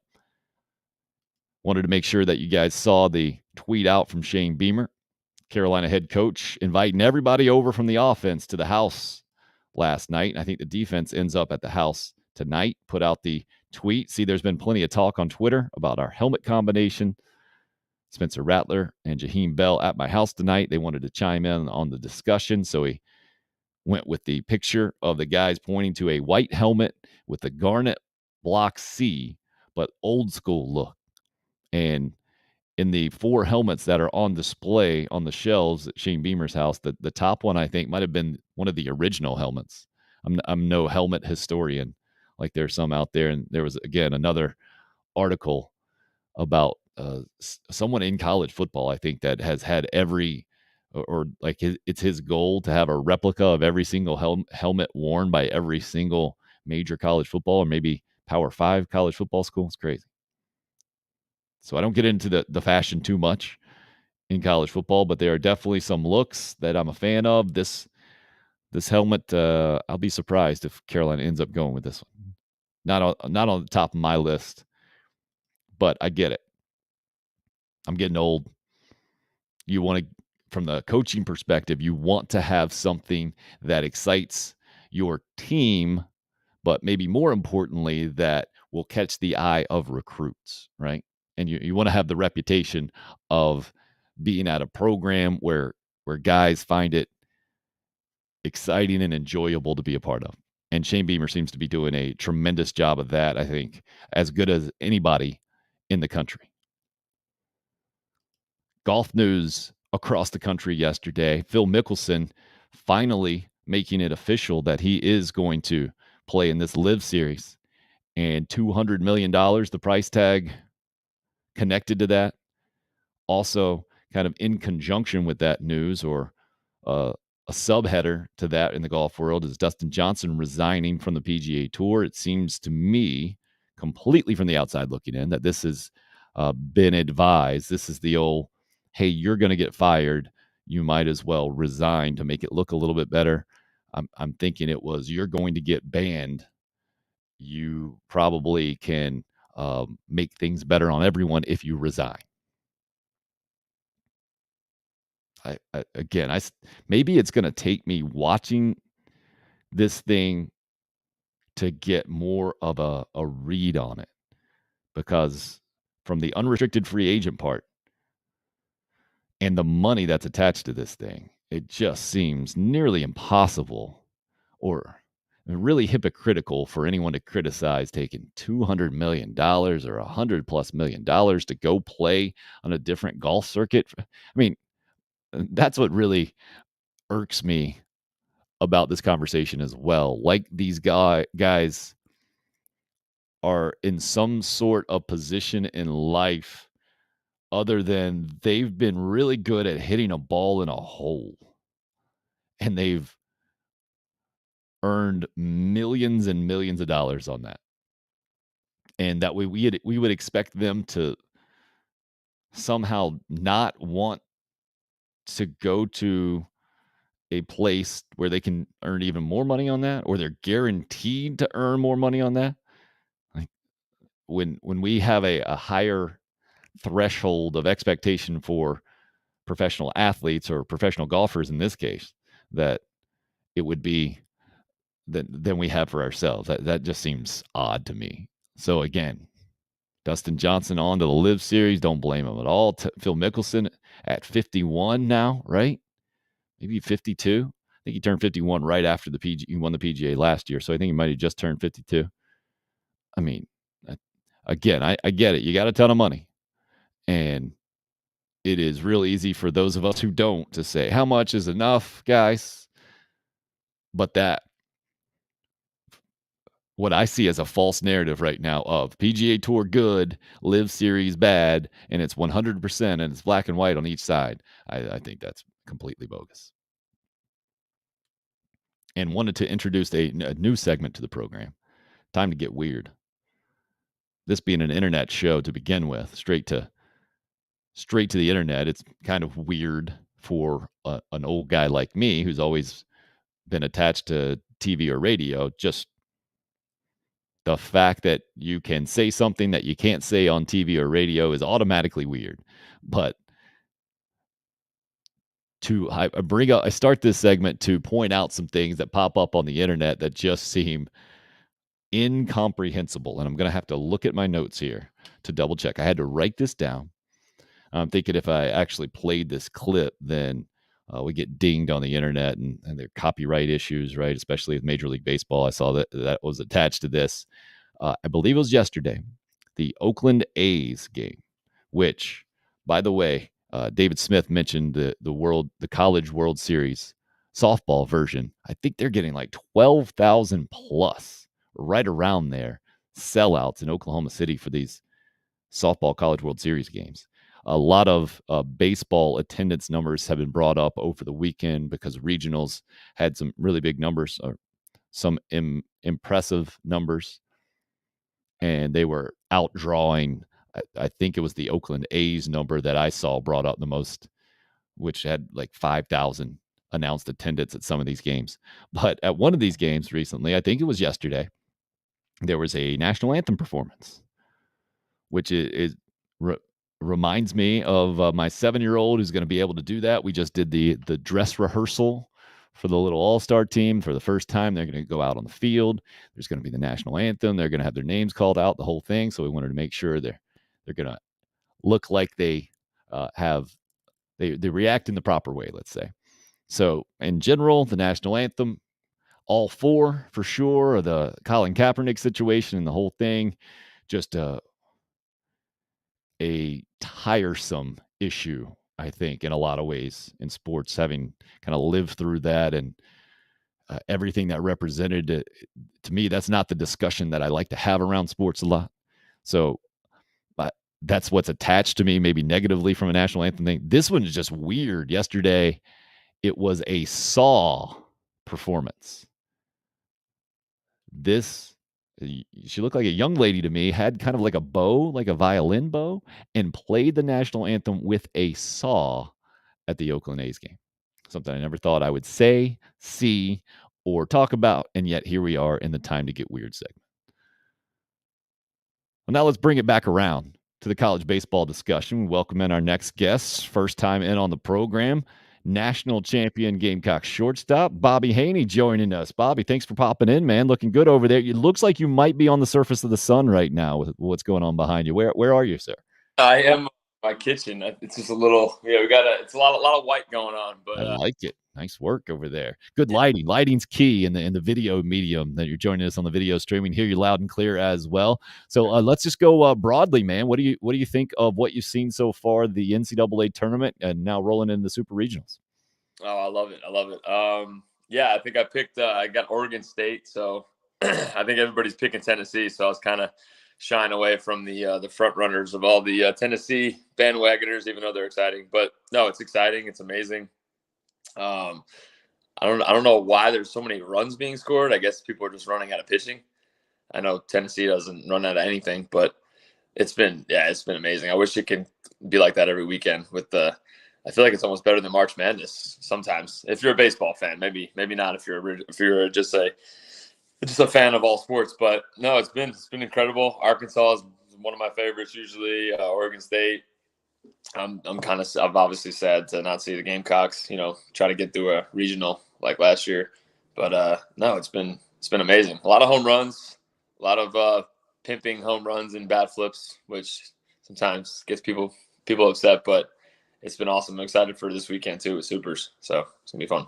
All right, let's start in reverse order. What you just mentioned there off the top, the admiring home runs, let's say, a little bit longer. And did you see that East Carolina replay that the umpire came up behind the guy and pushed him down the line? Where are you on standing and watching? It wasn't necessarily your thing back in the day, smashing home runs and standing and watching them. But I wonder your perspective on that. Well, if I did, I'd have to watch them because I hit like 2 or 3. Coach Tanner would absolutely just destroy me. But or my dad. No, it starts in-house. It starts with the parents, so it starts with the coach. So this is a good place too. This is what you're doing now, right, Bobby? You're helping young baseball players in the Columbia area. You're coaching them, you're grooming them, developing them, right?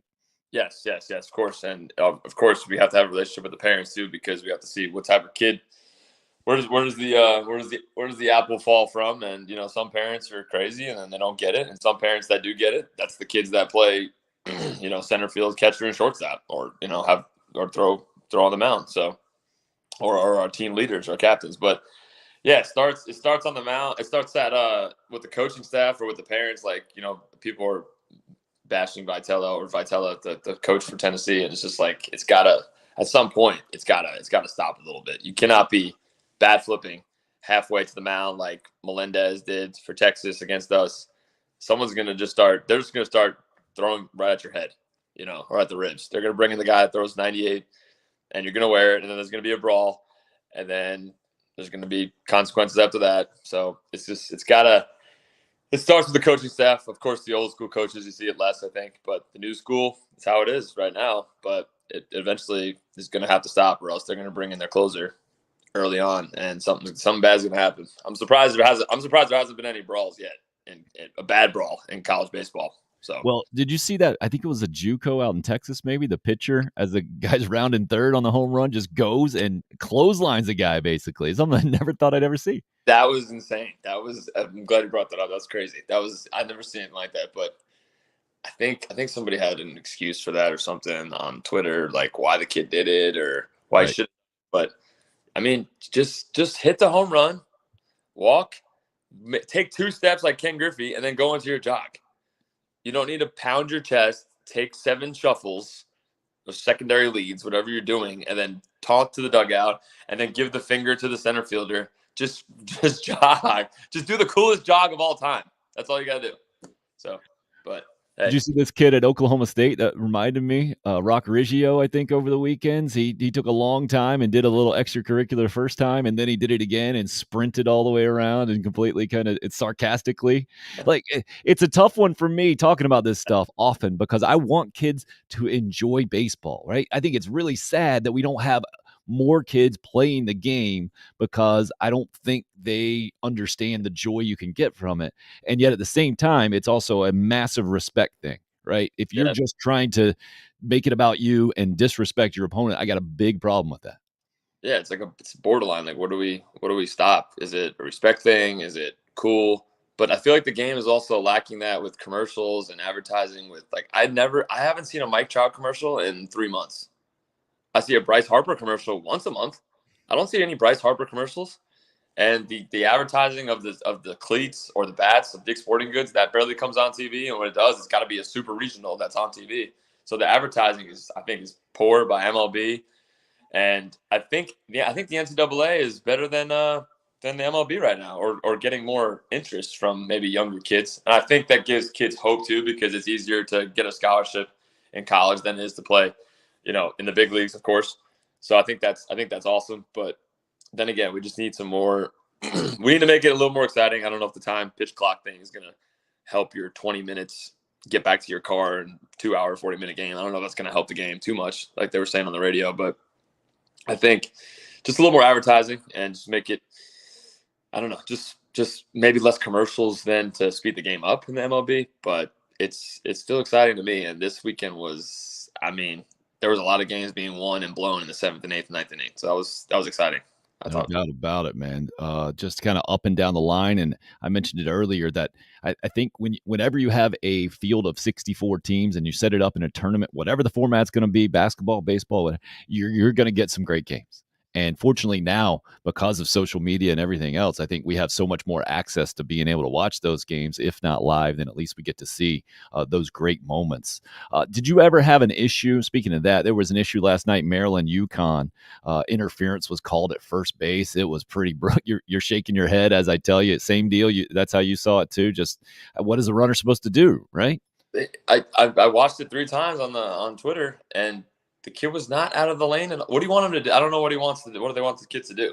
And I don't know how you can call that play. It's like a check swing. Like, how do you can't call that when you're on an angle from the catcher throwing the ball, that you can't, just like the San Francisco Giants check swing last year. You can't end the game or end an inning like that. That has to be discussed or maybe reviewed, which you can't review it, I guess. But it's just, you feel bad for the kids. They're just kids. They're kids trying to win a game. And that was a big play in the game. And I don't know. That's brutal. Well, it goes back to kind of what we're saying, right? We are respect guys, but we want kids to have fun, right? You want them to follow the rules, but you also don't want to put them in a position where they can't follow the rules. Like there's not much you can do about it. So Yeah. I think that's where the bad feeling comes, at least in the bad taste in my mouth, having watched that Maryland UConn deal. Yeah, it's not good. It's hard to talk to your team after that and not bring that up in a in a speech or something. But it's unfortunate. The fans are upset. But hey, I guess you got to win the game. You can't give up 10 runs in a baseball game and expect to win, right? You put 8 or 9 runs up, you expect to win a college baseball game. But pitching so key. And you feel bad for Maryland, but hey, maybe it is what it is, like they say. So, all right. So from the overall perspective, you mentioned Oregon State. Any particular reason why? I mean, you're talking about front runners. I feel like you jumped on their bandwagon, even though it was several years ago, and it just seems like an odd choice. Any connection? Any personal connection? No, I think my one of my roommates in pro ball, Andrew Susak's like a first rounder out of Oregon State catcher, but that's pretty much it. But no, I just think they play the game the right way. They usually have good defense. I looked at their offense the other night when they were hitting, and I was like, that might have been a bad pick. No, I just literally went there because everybody in my so-called pool was picking Tennessee. So I was like, no, I'm not doing that. I'm not doing the Tennessee thing, even though I've been watching them more than anybody probably in the pool that we have. But no, I'm going. Do you know the stat on them, by the way? The last time a number 1 overall seed won the tourney, won the College World Series? Do not. 1999 is the last time the number 1 overall seed won that thing. So history's on your side here. I think you pointed out very correctly to me on Twitter the other day that it doesn't seem like this Tennessee team follows any kind of mold, and they're all 6'3", 230 or something. And are they the most interesting team in college baseball in a long, long time? From my viewpoint, they absolutely are. It's like people are seeing what they're going to do next, especially after the so-called finger from Jordan Beck. I don't know that even happened, but now the Twitter is just blowing up. People are saying they're disrespecting college baseball and the history of the game, I guess. I mean, but no, you don't know what they're going to do. I mean, their head coach is like, he's sprinting out to first base to review calls. He's throwing bats at the other team, flicking bats, but he's got the whole state of Tennessee on his side right now, and they're playing. It's like they turn a switch on. When they turn that switch on, it's just like it's like a bunch of men playing with boys. I mean, it really is. It's unbelievable. The pitching staff and the hitters are just. If you any pitch can be the biggest mistake of the game. It could be a 3-run home run just like that, and they got some good hitters and they got speed as well. So, no, it's fun. It's fun to watch. It's interesting. But if you're rooting against them, good luck. Good luck. Well, that'll be me this weekend. I'm going to be a big Notre Dame guy all of a sudden watching the Super Regional. And again, I think the College World Series will be much more interesting with Tennessee in it. But I know the tournament is really fun to watch kind of from the other perspective as well. You mentioned Arkansas. Man, that Oklahoma State Regional's absolutely bonkers. Now Arkansas going to North Carolina. To me, I think North Carolina might have the toughest assignment facing Arkansas going in there, and I would not bet against the Hogs. Where are you at in that one? No, I love Arkansas. I mean, everybody asked me what's your favorite place to play at in the country. I said I played in Shea Stadium during an All-Star game when I was a kid. SEC, College World Series, Arkansas on the road in that stadium. I know they're not playing there, but it's my favorite place to play at. Insane. Pig Suey, maybe a little bit too much of the Pig Suey chant. Kind of gets annoying a little bit. Girls dancing on top of both dugouts. So you're trying to hit and have a plan going into the on deck circle and talking to your boys, and the pitchers of course are talking. So it's kind of hard to concentrate, but unbelievable. People booing you, people knowing your grandma's name. I remember Adam Matthews just getting worn out in left field before the games even started. I'm like, oh my God. And then we swept them, but that was amazing. But yeah, no, Razorbacks, love them. Love Coach Van Horn. I feel like they're a clutch team. I don't know too much about their pitching staff except for that kid who was a lefty last night who just shut Oklahoma State down, he struck out your boy who you just talked about, the kid, the left hand. Yeah, I saw that one. That was a big one, man, for sure. I was kind of pumping my fist right there because I have Arkansas going to Omaha. But yeah, no, it's gonna be a battle. I think North Carolina is still kind of hot, and they got some momentum too. It's hard. I think it's at UNC, right? Yep, they came through the losers bracket there. The VCU upset them early on, I think, and yeah, so that's always the thing about this time of year too. Obviously, if you came through a regional, you got some momentum on your side, and then it collides, right? And who ends up striking first, I think, always has the upper hand. But then sometimes you can have so much depth in the whole deal, you can come back and win that 2 out of 3 series. So anybody else, Oregon State, you're high on, Arkansas, you're high on. Anybody else stick out to you from what you've seen so far in the tournament? Well, I picked Notre Dame to win the whole thing if Tennessee wasn't in the way. I mean, just Notre Dame with last year with that Mississippi State Super Regional, I was heartbroken because a couple of my cousins went to Notre Dame, not for sports, but what that coach has done in the middle of, in the South Bend, just to get that program on the map in top 5, top 10. I'm always, rooting for Notre Dame. But I mean, going into Knoxville, I mean, you have to win game 1. You have to. I mean, just to be able to survive in game 2 or 3. So. And it was before your time, the Sarge, right? You were all Founders Park. What did you hear about the Sarge? Because to me, what I saw at their stadium this past regional, it reminded me so much of those years before the Gamecocks had Founders Park as their home.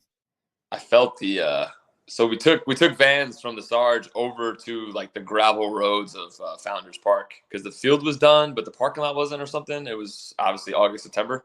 And then we got back on Christmas and everything was done at Founders Park.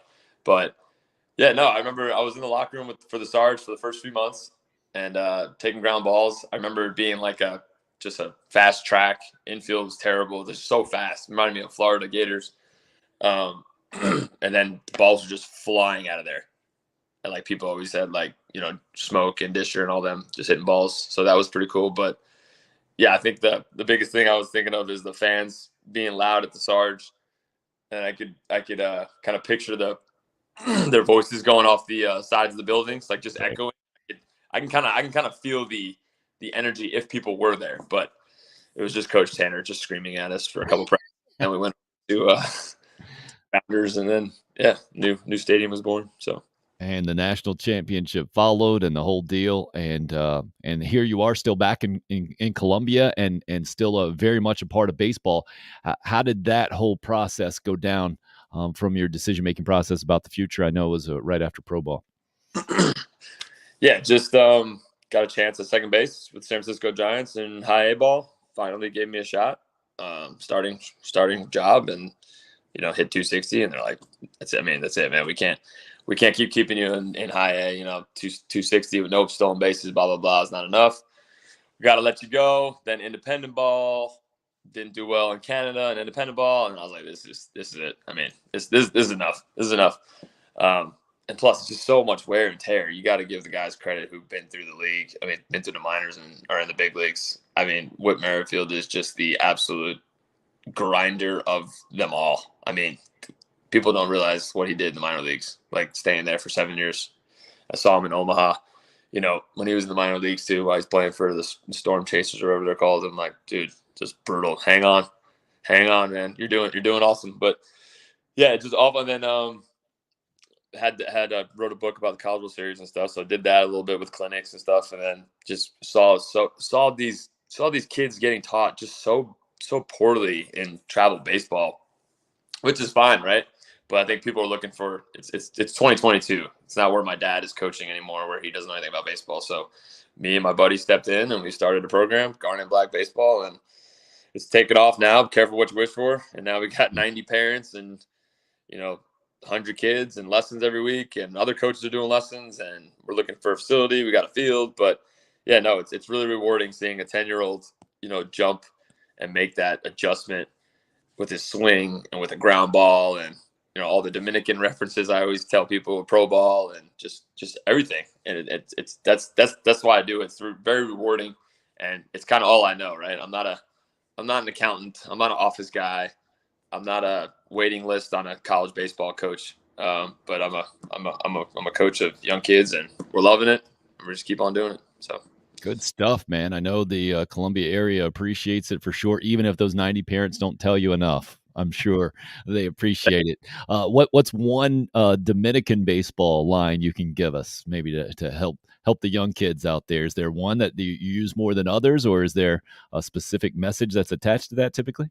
When the kids swing at a high fastball at their letters, which is sometimes a strike and travel ball, but I go, you cannot hit that ball unless you're from the islands.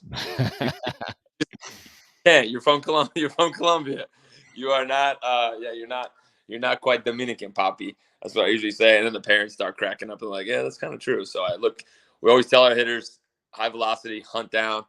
Anything soft like a curveball up or knuckleball, hunt up. So, but yeah, you gotta kind of like, even me in pro ball, I cannot touch 88 at my chest, but 94 at my knees, I could drop my hands and slap it in the hole or something like that. So.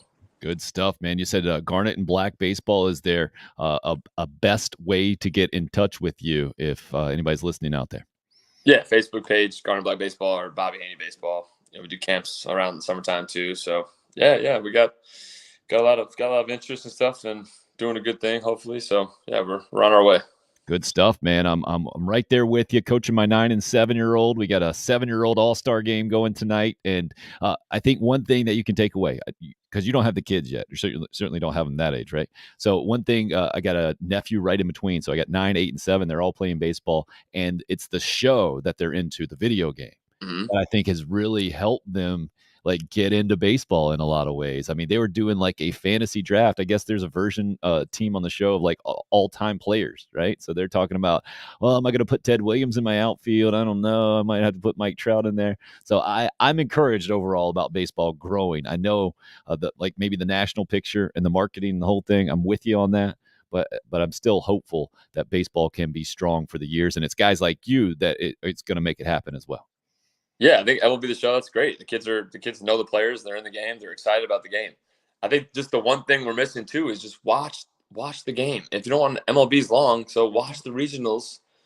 Watch these games. These kids, we do cutoffs every single week, but they still don't know how to. The first baseman still doesn't think I got to get out for a cutoff with a pitcher backing up the throw behind third base. And these are 12-year-olds too. Some of them do. Some of them are great and they're all stars and we win a lot of games. But it's just they don't know the game. They don't know to fake the throw to first base with the runner coming around third and then spin around and throw it to third. Or throwing on the run is the biggest thing I do in lessons, right? Throwing the baseball on the run, which I did too much at South Carolina where I probably got yelled at. But it's just like you guys have to learn how to do stuff different. You can't just be a robot. You got to know the game. And it's about 25% of the players that we see in our organization that actually know the game. And everyone else is just kind of excited to be there and passionate. But you got to know the game of baseball. Learn it. Good stuff, man. I know you've helped a little bit today, and maybe have you back on. We'll keep teaching, get the message out there, and maybe we'll get that percentage up for you. That's awesome. Yeah, thank you, Tim. Bobby Haney, ladies and gentlemen, national champion shortstop from the Gamecocks. Good stuff with Garnet and Black Baseball in the Columbia area. Great to have him on the program. Great to hear his perspective. You talk about a dude who could pick it. Whew, man. I mean, that's when that defense was so good back in that 2010 season, and he was a big reason for that. Smooth field and Bobby Haney at shortstop. Good to hear his take. And from a fellow youth coach perspective, not near the level of Bobby, but just being a dad volunteer guy, just to hear this frustration with guys not knowing what to do, it does make me feel a little bit better. I'm not going to lie. I hope the show made you feel a little bit better. Glad you were with us today. Thanks for joining Tim Hill, Unrestricted Free Agent. No matter how you did it, video stream on YouTube, Facebook, and Twitter. If you checked out the live audio on Podbean, really appreciate that. And again, we're shooting it out all over the place on the platforms for the podcast. It's up and rolling on Apple now for the first time here in the last few days, Google and the whole thing. So thank you for supporting this program. You can continue to support it by subscribing, telling others to subscribe. And if you know of any businesses in the area who would like to sponsor, please let me know, let them know. You can always email the show at show@timhillufa.com. And that's the website, timhillufa.com, for any more information that you'd like to know. Hey, again, thank you for the comments, the interaction. Jason, appreciate You weighing in on another good show. RL maybe finishing us out with a bit of a history lesson. He says the helmet that Jaheim Bell and Spencer Rattler are pointing to closely resembles the helmet design the team wore back in 1968. There are pictures of the 68 Gamecocks at NC State football with them. All kinds of information on the program. Fantastic stuff from you guys today. Thanks for checking it out. Tim Hill, unrestricted free agent. We'll see you tomorrow, 10 a.m. to noon, right here